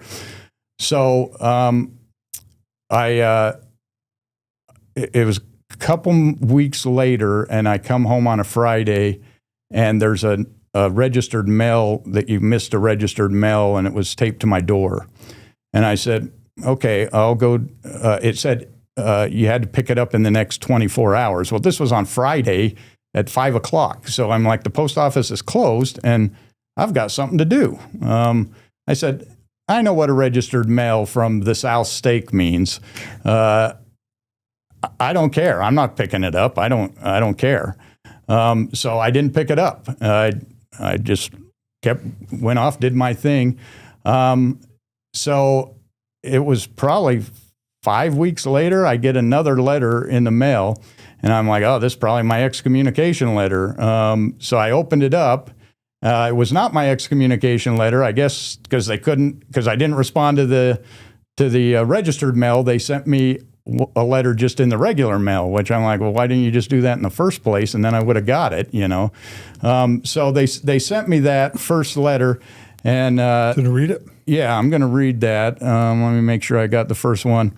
And I don't know, the first thing that really surprised me is, this letter has come up, and it's right during the time that you're being sued for, that we don't know, we can't tell whose Mormon Stories is versus anyone else. And they send me a paper. It's got no markings on it. Hold it up. It's got no markings. No letterhead. No letterhead. It's just a plain piece of paper. And even the envelope they sent, if you see the envelope they sent, just says Syracuse, Utah Stake handwritten. I've never seen that before. All the letters I've seen had stationery, church stationery. Yeah, that's. I was like, okay, what's this? So I open it up, and I'll read it. The very first thing that stuck out to me is they couldn't even spell out brother. They called me bro. So bro Landon Brophy. I'm going, okay, so I'm supposed to spell out the Church of Jesus Christ of Latter-day Saints, but you can't spell out brother. So bro Landon Brophy, we have made several attempts to reach you to discuss the matter referenced below, but have not been able to connect. For that reason, we are writing to invite you via this letter to meet with the stake presidency to discuss next steps. This kind of, first off, we haven't been able to connect with you. They've been trying since November 1st. This is now, when did I get this? April? First part of April? Yeah, because they give you a week. I'm a block away from the bishop. He knows where I live. He can come over and say, hey, dude, we're going to excommunicate you. I need some information from you. That's fine. That wouldn't bother me, but everything has to be done impersonally. And I'm going, what sense does this make? If you're, the church leader, shouldn't you be going out and saying, visiting or talking to a person, not just sending formal letters? And, the voicemails that were left just said, please contact me. They didn't say what it was about or anything like that. So they're inviting me to the stake presidency to discuss next steps. And I'm going, next steps of what? I don't have any steps I want to take. This isn't, So it says a stake presidency membership council will be held on your behalf. I appreciate that it's on my behalf, on Thursday, April 16th at 10 a.m. at the stake center, and then they give the address. The council will take place in the stake president's office. If you need to change the appointment time, please let your bishop or President Franklin know. The purpose of this council is to consider concerns of apostasy regarding statements you have repeatedly made publicly, including through your podcast, in clear and deliberate public opposition to the doctrines, policies, and leaders of the Church of Jesus Christ of Latter-day Saints. So when I got that, I'm like, okay, that's true. I guess that's true if, the policies that I'm talking, policies or doctrines that they're talking about are child sexual abuse, temples that are being built not following local zoning codes. Tim Ballard, I thought they agreed with me on Tim Ballard after it all came down to it. They ended up excommunicating him.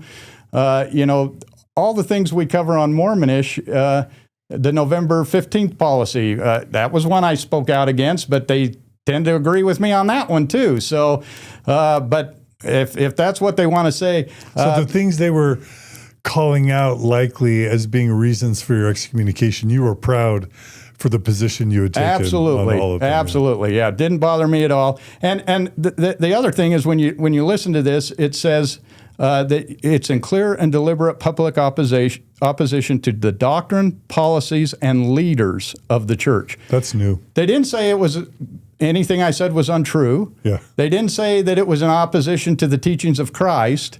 That's true. It's that I wasn't following the leaders. And okay, I agree. I have a big problem with how they're using tithing funds and investing in malls and stuff. Is that the doctrines we're talking about? Do we talk about the historicity of the Book of Mormon? Yes, we do.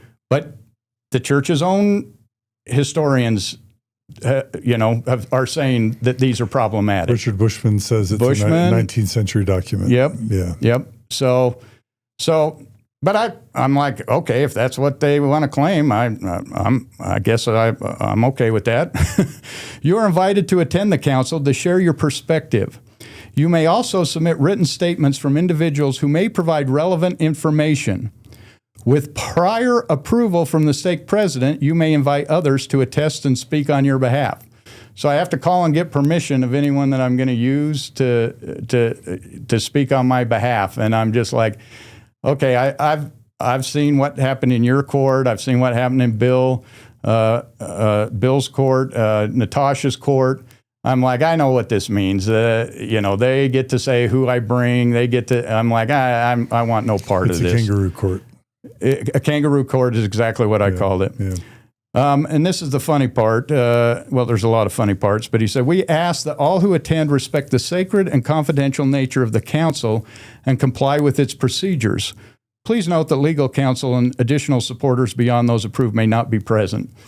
So I'm going, okay, I'm supposed to respect the sacredness of this when you hold all the cards, you tell me how it's going to go, and you've already made a decision, and I'm supposed to respect that as with some sort of sacredness and see it as holy. You may see it as holy, but I didn't ask for this. I'm not asking you to do anything on my behalf. You guys are choosing to do this. And when they tell you that they love you but don't bring your legal counsel, that's always a problem. So then he says, our hope is that this process will be conducted in a spirit of love, respect, and concern for your spiritual well-being. Now, I'm fine with my spiritual well-being. I'm happy where I'm at. I feel like I've got answers to the questions that they couldn't answer for me. I'm at peace with where I'm at. Why do they have to call me in for my spiritual well-being when I don't have a problem? I think it's more for their well-being than it is for my well-being. So, don't gaslight me with your letter. And then it says, Syracuse South Stake President Richard Franklin. Now notice, president got spelled out all the way. Bro did not. So that clearly tells you, what their pecking order. What their pecking order is. They're going to make sure president gets his full title your bro. Spelled out. So I got this. I knew that this was going to happen on the 16th of April. But, just like I said about the gods, that if you give them no power. And so I decided that's how I was going to approach it. I'm not even going to respond to this letter. They have no power to call me in. They can call in their wizard's council and do whatever they want. But it doesn't affect me. I haven't been to their church in 7 years. They're going to kick me out of a church I haven't been to in 7 years. And they're going to do it on a Thursday at 10 a.m. All these guys are taking the day off work to come and send me to hell, I guess. And I know why they did it Thursday at 10 a.m., because they've seen what happened with Natasha and others where, people come out and support them. And I didn't want that. So it wouldn't have mattered whether they did it at night or day, because I'm like, I'm not even responding to this. So I didn't. I never sent them a letter. They went ahead and had the court. And can I just say, you ended up driving past the church, you said, just because you were running an errand or something. I was running an errand. I went, it's close to 10. I'll see if anyone's there. And, there are a couple trucks in the parking lot. And they have one guy parked back under a tree. I was wondering if he was like security, because he was sitting in his truck. Sure. Yeah. For sure. Yeah, so but it was. If I can just say, to me, first of all, we didn't want to know when it was, because even that kind of puts them in your brain.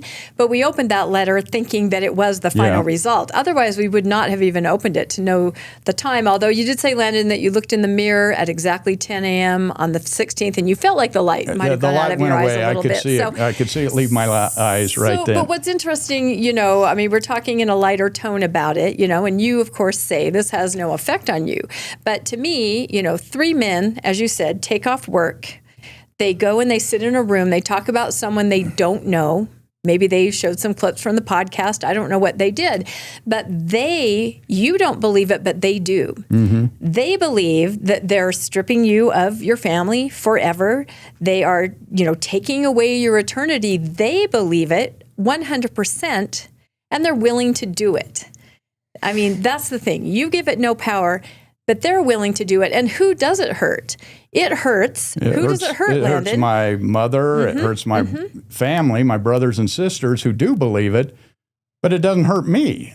So it hurts me that it's hurting my family, but my family is believers, and so they're trying to hurt my family. And like I said, the bishop grew up in the ward with me, so he knows all of my brothers and sisters and my mom. My dad's passed away now. So I'm going, this makes no sense that these guys are going to get together to kick me out of a church that I've already left. Is their intent simply to hurt my family? Is that what their intent is, the true believers? I can't say what their intent was. I believe at this point that, you can say, it was just local leaders. It seems kind of coincidental that this happened at the same time as you were getting that they were going to sue you. I think the same week is when it happened. So 1 month after Oaks took over. So didn't Oaks make some statement last year that we need to step up the excommunications? Yep. Yeah, there was a whole slideshow. It was training. RFM showed it, and then they had him take it down. So not only did he call for more excommunications before he was made the prophet, but the first thing that he did, his first address at BYU after being the prophet, specifically mentioned podcasts. And specifically mentioned, don't listen to this information, only talk to members, well-informed members who can give you the right answers.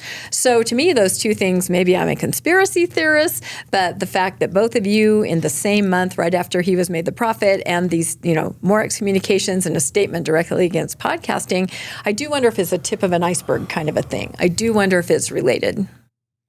Yeah. You can, it's like you said, you can't get in their brain, but it just seems coincidental that the timing on that was, and even if, did Salt Lake call and say do this, or did the stake president hear that talk and say, I got one of them in my ward. I'm going to take care of this. Also, y'all have been making noise about the Wade Christopherson stuff, just I have, right? Yep. Yeah, see, and that's a timing thing too. All of this with you, Landon, and John, all within the same week, 10-day period when all the information on D. Todd Christopherson, member of the First Presidency's brother, Wade, was arrested for alleged CSA. So it does make you wonder if you're conspiracy-minded. Now, are they trying to shut down platforms? I got that first phone call before anything Wade happened, but November?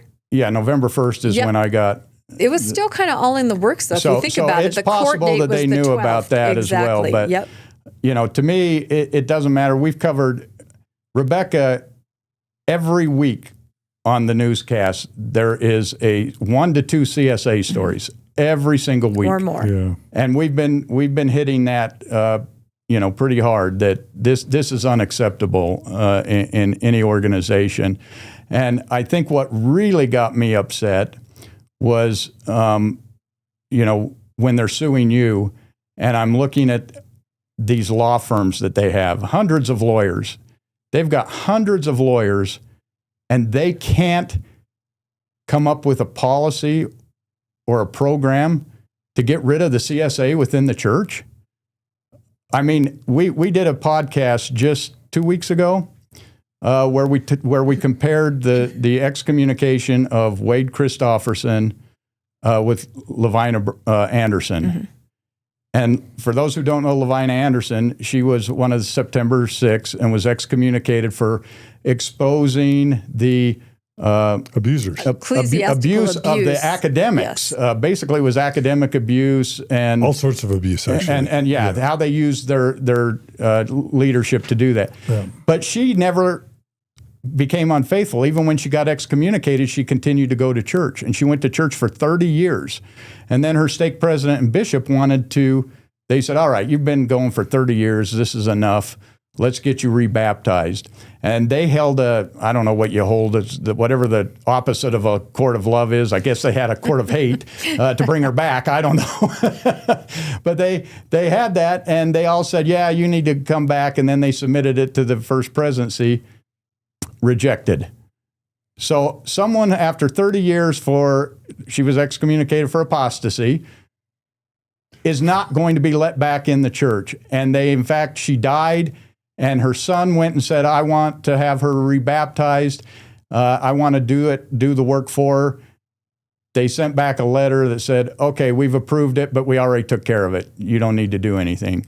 Left him completely out of it. I mean, the way they treated her compared to Wade Christopherson, multiple CSA victims, 1 year and he's back in, and a couple of years later they remove any asterisk. He's in bishoprics. He's serving.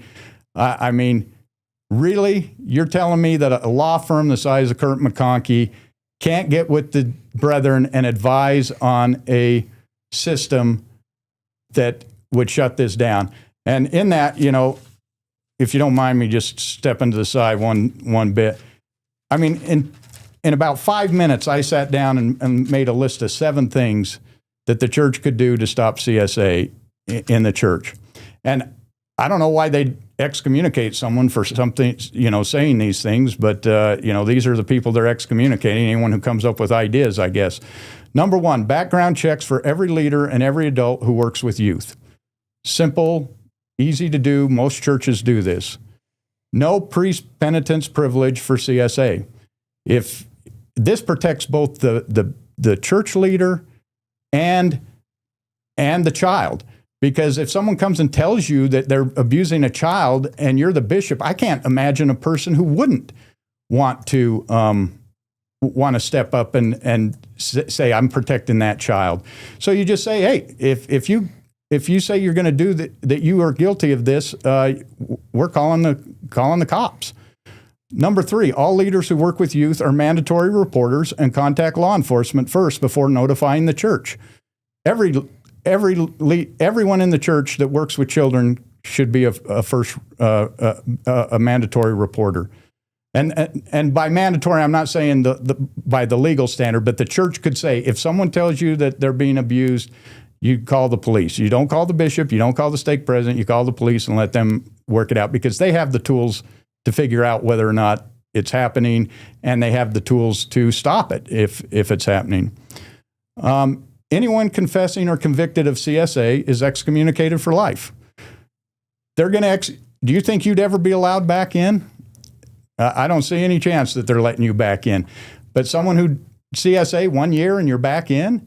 If they're excommunicated at all. If they're excommunicated at all. A lot of times it's swept under the rug. I am certain that the majority of child abusers in the Mormon Church have never been excommunicated. Yeah.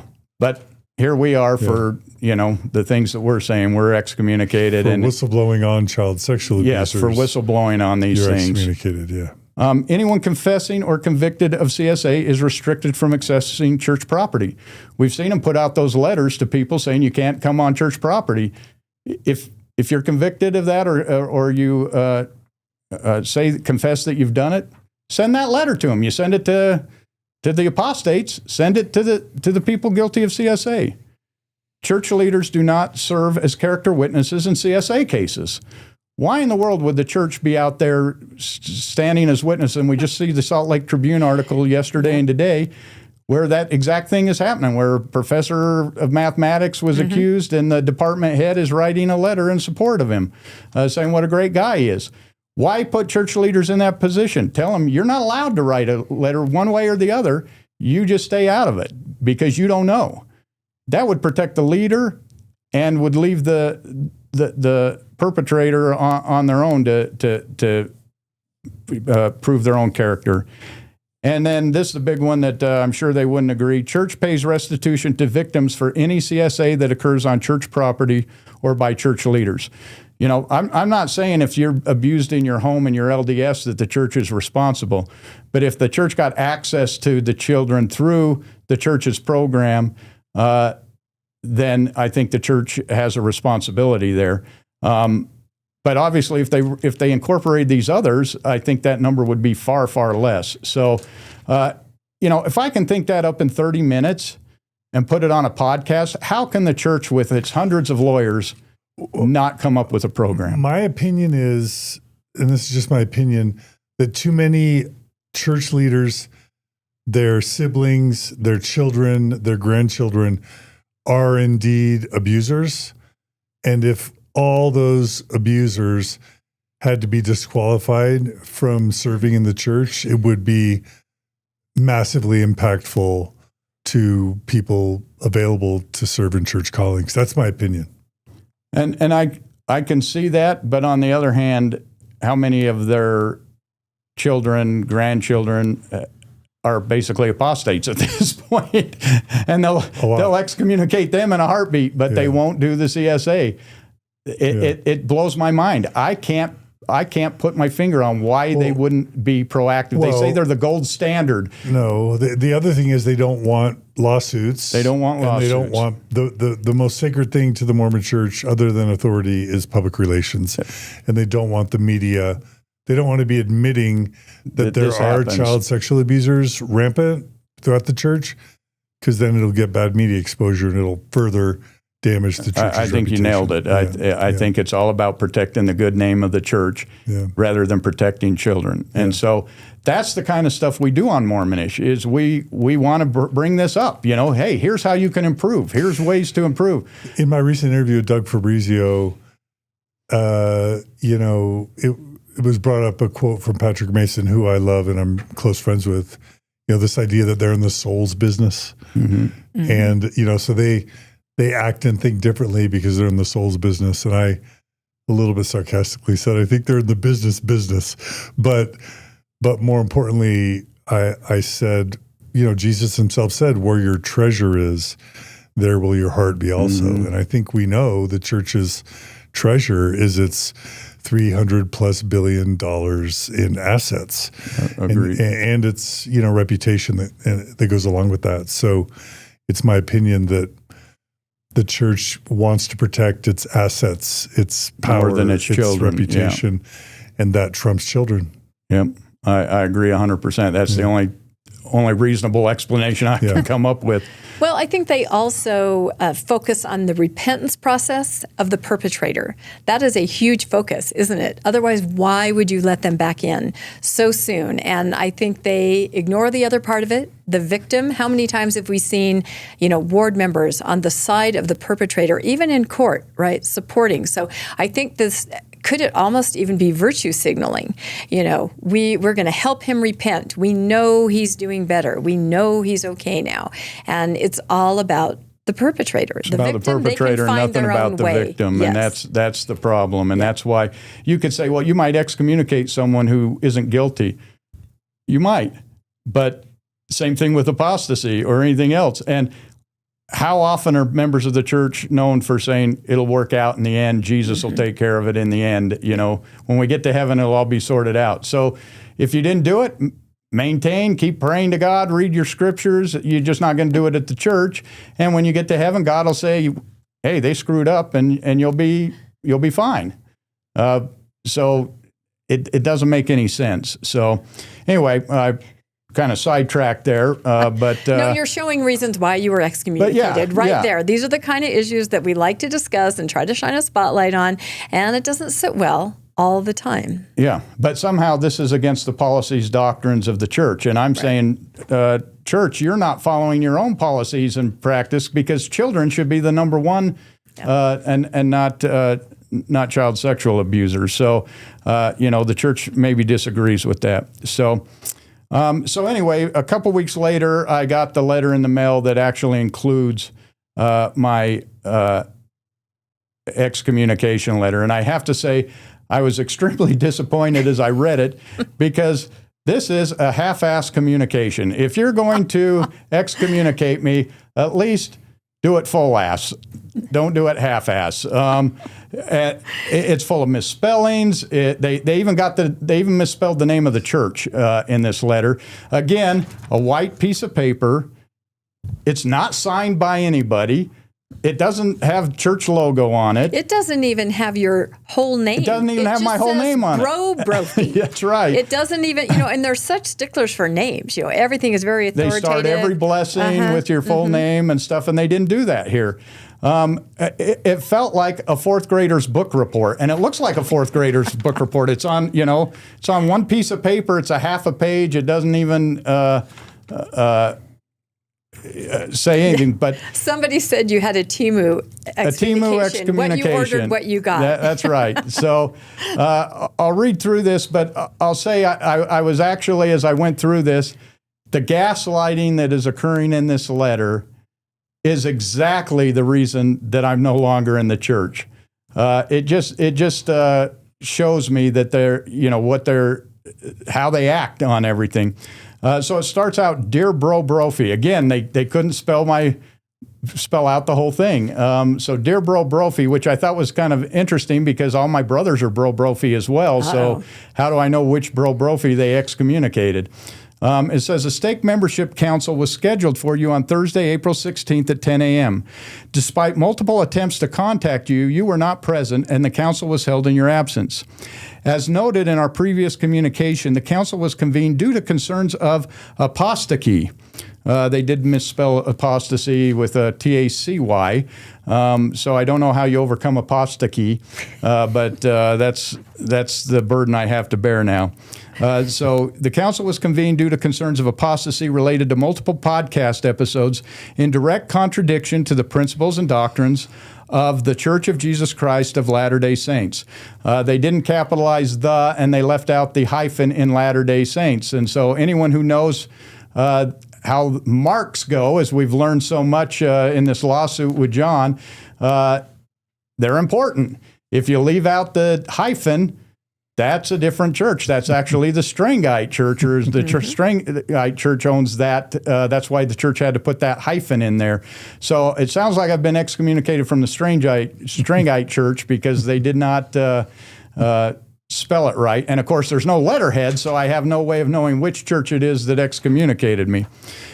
After prayerful consideration and a review of the information, We inform you that your membership has been withdrawn from the Church of Jesus Christ of Latter-day Saints effective April 16, 2026. I thought that was interesting because I got this like at the end of April, so I don't know what happens to anyone I gave blessings to that were healed between the 16th and the time, because this is retroactive, so I guess any blessing would not apply, and that person would have to get sick again. I don't know. Please know that membership councils are intended to be an expression of the Savior's love and an invitation to repentance and healing. I don't have anything that we've said on our show that I feel that I owe anyone any repentance for. And I don't know what they're talking about with healing, because I ain't hurt, you know. I'm fine with this. It doesn't hurt me. I don't care. I don't have any healing to do. But somehow they assume that I must have healing to do. The Lord loves you, and we love you. I've never met any of these three men. We could pass each other in the store. I would have no idea who they were, but somehow they love me. They didn't love me enough in 7.5 years to stop by my house and talk to me and express any of their concerns. They only did it through mail and through phone calls where I have to come in their office. It's like they're hiding behind something that they can't come. I can't help but think, the church requires their leaders to have a penis, but they don't require them to have any balls, because none of them would come and talk to me and sit down and address my concerns, because they know I'm dangerous, because they know the information that I know, and they're afraid to come and talk to me about it. So I really have no sympathy for that. They say the door is always open as you turn to Him and follow the path of repentance. There is a way forward and a place for you in His church. Is there really? I doubt that, and the door is always open. I said anytime in 7 years, come and answer my questions. Nobody wanted to deal with it. Nobody wanted to ask the question. But now, because they've excommunicated me, they've opened the door, like they've now all of a sudden got the answers. We encourage you to continue to pray to your Heavenly Father, seek Jesus Christ, and study His words. As you do so with humility, of course, they put it back on me that I'm not studying with humility, that's why I don't get it. The Holy Ghost will bring clarity, peace, and answers to your questions. I went to the bishops. My mom set me up with an institute teacher when I told her what was happening. I talked to anyone that the church would give me. They didn't have answers. I found answers. I'm at peace. I know what I know, and I know that the church does not have the truth that they claim that they have. So I don't need to pray. I don't need to stop by and see them. I have the answers, but they assume that I must not, because they met and decided that for me. If you desire to meet, talk, or receive guidance at any time, we would welcome that opportunity and stand ready to help. 7 years, nobody was ready to have a discussion on this. If you wish to appeal this decision, you may do so within 30 days by writing a letter to the First Presidency. Please provide your letter to the stake president, who will submit it on your behalf. Evidently, I have to go through them for anything. Any appeal should clearly state any concerns regarding the procedure or decision. Of course, they didn't provide any information of what they used to do this or anything, so I don't know how I would even begin to write it, other than you excommunicated me from the wrong church and it's not signed. Amazingly, in order to resign from the church, you have to have notary signature, but they can excommunicate you and send you to hell with without even a signature. Yet they love me. It's just kind of hard to believe. But so they sent that to me. Actually, they sent 2 letters, one registered mail, one regular mail, to make sure that I knew I was excommunicated. And so I guess I'm now part of the club. Well, can I just say, when we knew this had happened, I said to Landon, how's my favorite excommunicant? And what did you say back? I said, I'm an excommunican. because now I can do a whole lot of things that I wasn't allowed to do as a member of the church. Normally, those letters say you're not allowed to wear your garments anymore, and you're not allowed to pay tithing. Not a problem. I stopped that 7 years ago. So, Did that letter say those it things? doesn't say I can't So pay they tithing. changed that. Evidently, maybe you can still wear tithing. It's such a ridiculous thing to pay write tithing. in a letter. No more garments. No more tithing. No more tithing. Well, there was a lot of suspicion over this letter. Even RFM keeps saying this is a prank, this is not real, simply because, of sort of the lackadaisical way in which it was presented, no signatures, the wrong name of the church spelled out, apostasy misspelled. And so I reached out to a stake president friend of mine just to say, how is the letter supposed to look? What is it supposed to be? And he said, that there used to be a more specific guideline for these letters, and it has since sort of been relaxed, kind of pushed down to the stake level that they can kind of do what they want. So in this particular person's stake, where he's the stake president, he created or had his clerk create letterhead and, making it look more official, but it really is up to individual stakes. And he said the template used to be more specific, perhaps mentioning those things like what you just said, John, but now it's just sort of make sure you tell them what happened, add some encouraging words. So it really is, again, pushed down to that lower level, which I think is by design, because the answer is always, oh, no, it's not us, the institutional church. It is the leaders, the local leaders. So we thought, okay, well, maybe these leaders who did this, we don't want to disparage them as far as, education level. Maybe they couldn't write the letter, but, me, I had to look them up, and they're like directors of engineering firms, things like that. So they probably should know how to put a letter together. But it is interesting, and it is real. We do know that because Landon did recognize the voice of the bishop, so that actually happened. But I can see why RFM still thinks that it may not be real. Well, to me, it doesn't matter what it says. Mormon is my culture. That's my right. people. That's who I grew up with. I'm still Mormon. And it doesn't matter what they say. I'm Mormonish. And that's the way I look at it. They can't change my culture. They can't change my people. I give them no power to do that. And since it wasn't notarized, I failed to accept it just like they do. So, Landon, is there any part of you that's sad or disappointed or? No. I really, it didn't bother me. Maybe it's because it's 7.5 years later. Maybe if they'd have done it a year after, maybe so. But at this point, I've moved past it. I know what I know. I've seen what they're doing to you with their legal. I've seen what they've done to all these towns and how they're threatening them.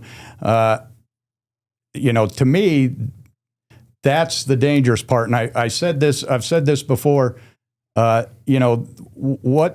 What they're doing to you is the same thing they did to Jesus in the scriptures. The Sadducees and the Pharisees were all lawyers. They kept trying to argue against Christ, and they couldn't win the arguments, but they had no power. They couldn't destroy him. In the Old Testament, they could call down fire from heaven and it would consume them. It's like, okay, do that. Call down fire, but they know they can't do that. So what did they do? They turned to the civil authority, and they used the civil authority to get rid of Jesus, and they convicted him of, treason or claiming that he was the king. But it was the civil law that actually had power, and they had to turn to that power to crush Jesus. And I feel like that's the same thing that's happening to you. They're turning to the civil authorities to try to crush you because they've excommunicated you. They can't argue with you. They see the impact that you just showing people's Mormon stories, which I don't see how they can make an argument. These are our Mormon stories. I grew up Mormon. The story I just told is my Mormon story.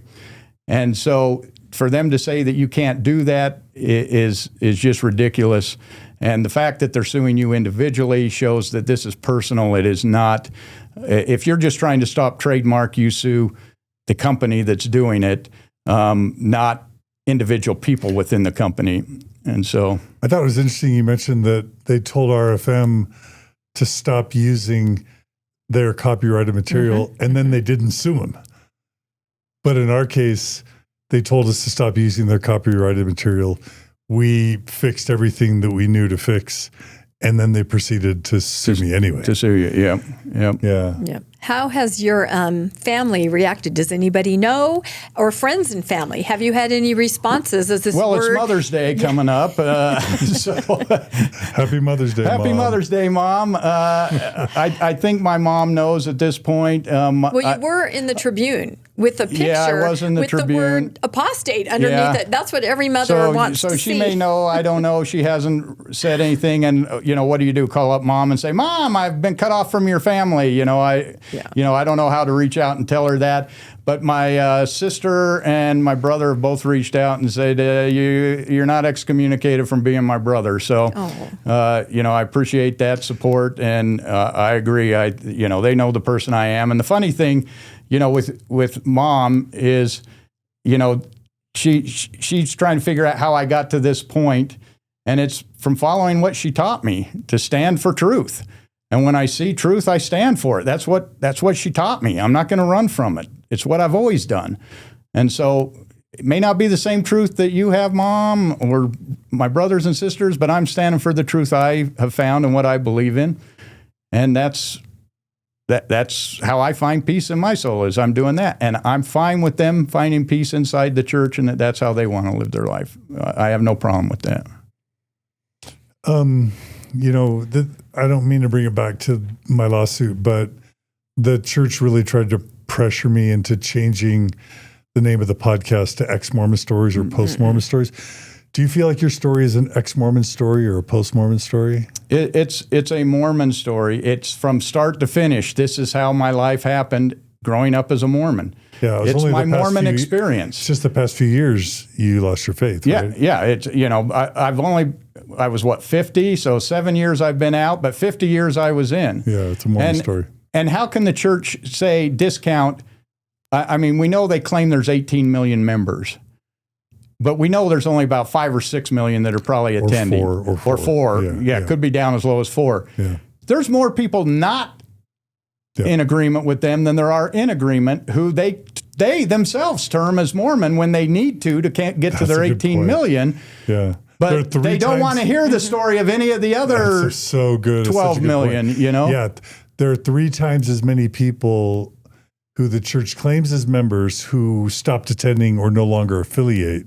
Yep. The church will claim them as members, but then try and say that anyone that leaves is an ex-Mormon. Yep. That's a really good point. Yep. Yeah, and we've talked about this multiple times on multiple podcasts ever since the information about the suit came out. But we say things like, just because my Mormon story or Landon's or yours ended in us stepping away doesn't make it any less of a Mormon story. I mean, there are many ways to say it, but that is the entire point. So, yeah, and fun story here is we just came back from Italy, as you said. We went to Rome while we were there this time, and we went to the Vatican.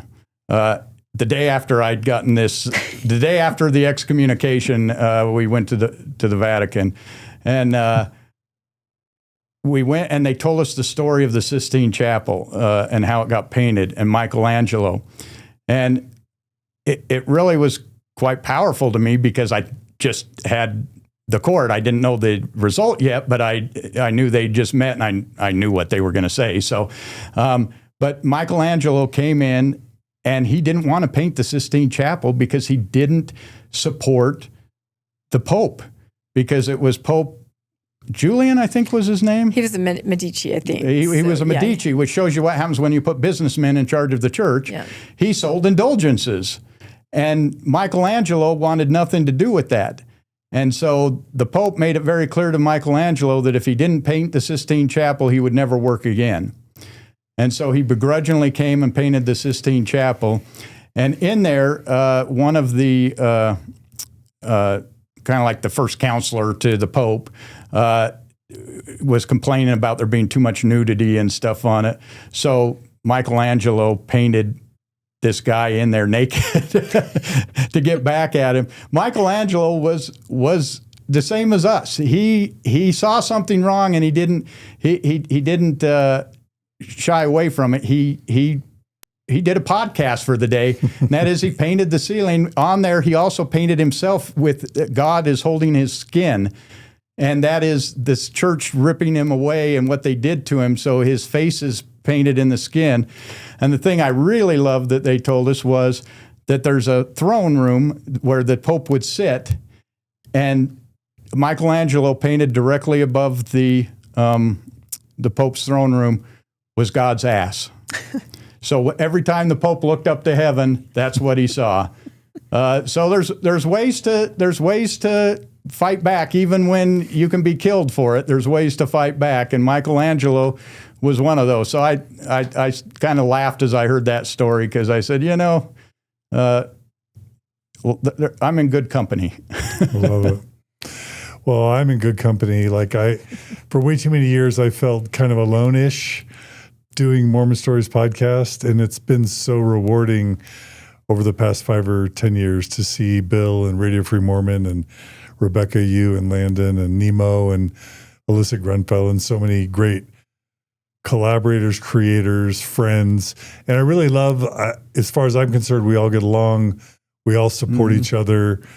It's a beautiful community that we've built as Mormon and ex-Mormon podcasters and content creators. And y'all have made a huge mark, and it just tickles me silly to see how much great work you're doing and continue to do. So Landon, I guess I'm sorry, but also congratulations. Welcome to the club. Yeah, I appreciate it. And Rebecca, you're trailing behind. You're lagging. Yeah, and nobody can understand that, because step it up, am Rebecca. So much more in the forefront than Landon is. It's possible, like RFM, I have a pseudonym, but most people know my actual name. So I don't know. I'm not sure if it might have something to do with, the Streisand effect. It's a bad look to excommunicate a nice lady, right? No, do you know what I mean? I mean, agree. it's a You're look. too nice to excommunicate. I know. I mean, like they a primary president. They are selective. As far as I know, they haven't excommunicated Charlie Bird.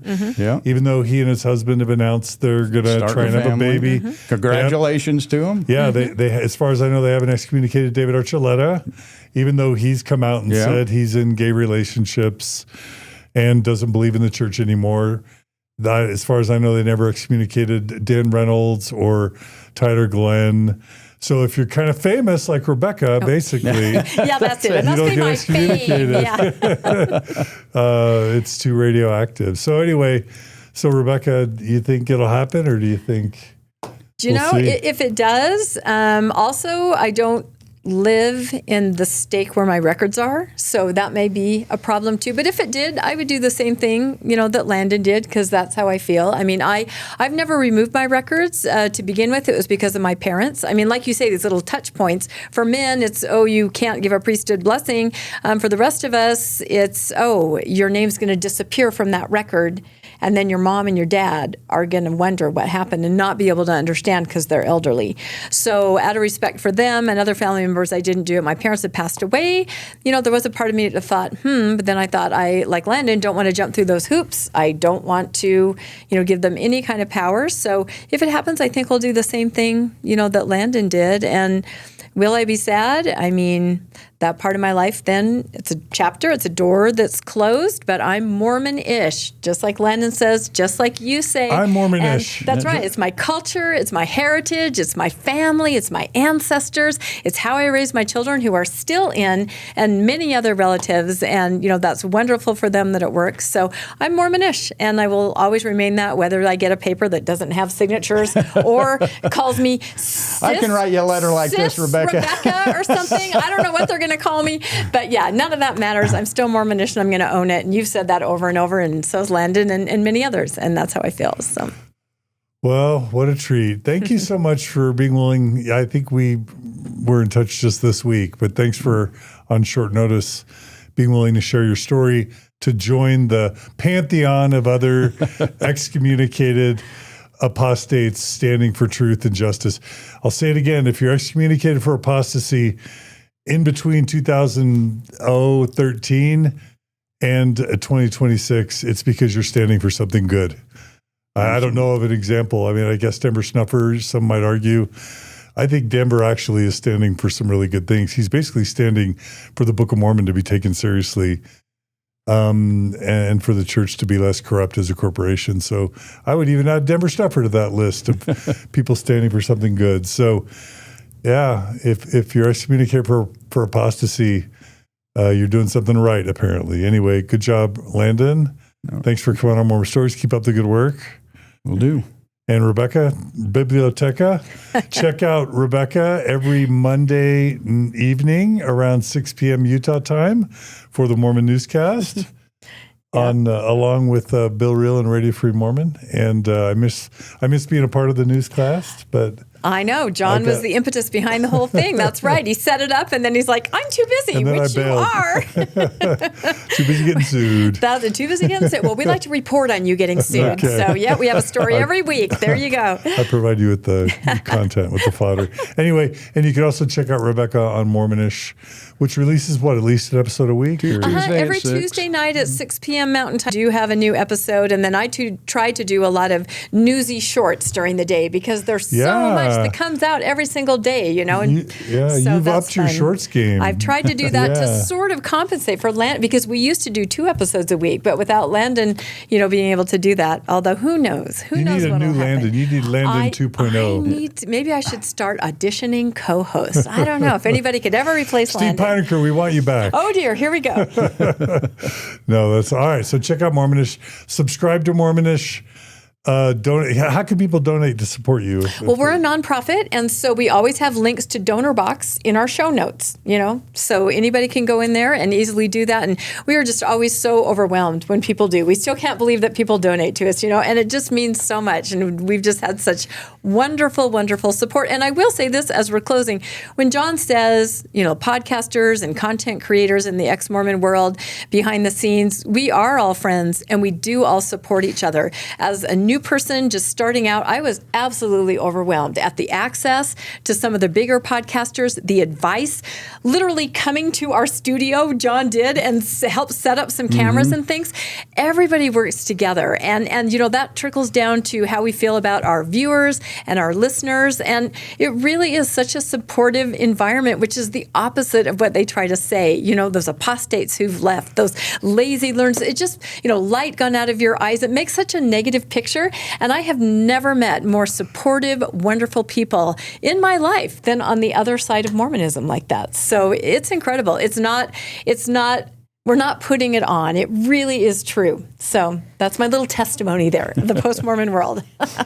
And the Lord called his podcasters Zion, for they were of one heart and one mind. Yeah. And one mind.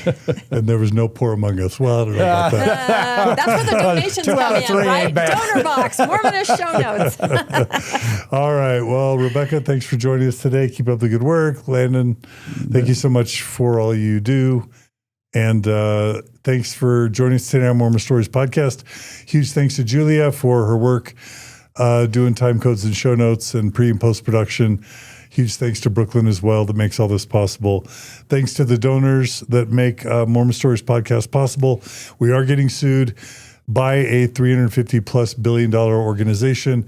I believe they're trying to silence, defame, and bankroll us. That's just my opinion. So if you value this podcast also and you want to see it continue, you can go to mormonstories.org/donate and become a monthly donor. If you want to donate specifically to our legal fund, you can go to mormonstories.org/legal and donate to our legal fund. We would appreciate it. Also donate to Mormonish and to all the other endeavors out there. We love your feedback at mormonstories@gmail.com, at mormonstories@gmail.com. We love your comments on YouTube and Spotify and elsewhere. Please subscribe and like. Please apply if you want to be on Mormon Stories Podcast. If you've been excommunicated for apostasy and you want to tell your story, or if you've got a good story to tell, mormonstories.org/apply is how you apply to be on the show. You record a little 3-minute video, fill out an application form, and Margie and I will review it and consider you for the show. That's it. Be good to each other. Be kind to each other. Be Mormonish. Claim and own your Mormonness. And I say these things in the name of Mormonish. Amen. Amen. And we'll see you again soon on another episode of Mormon Stories Podcast. Take care, everybody.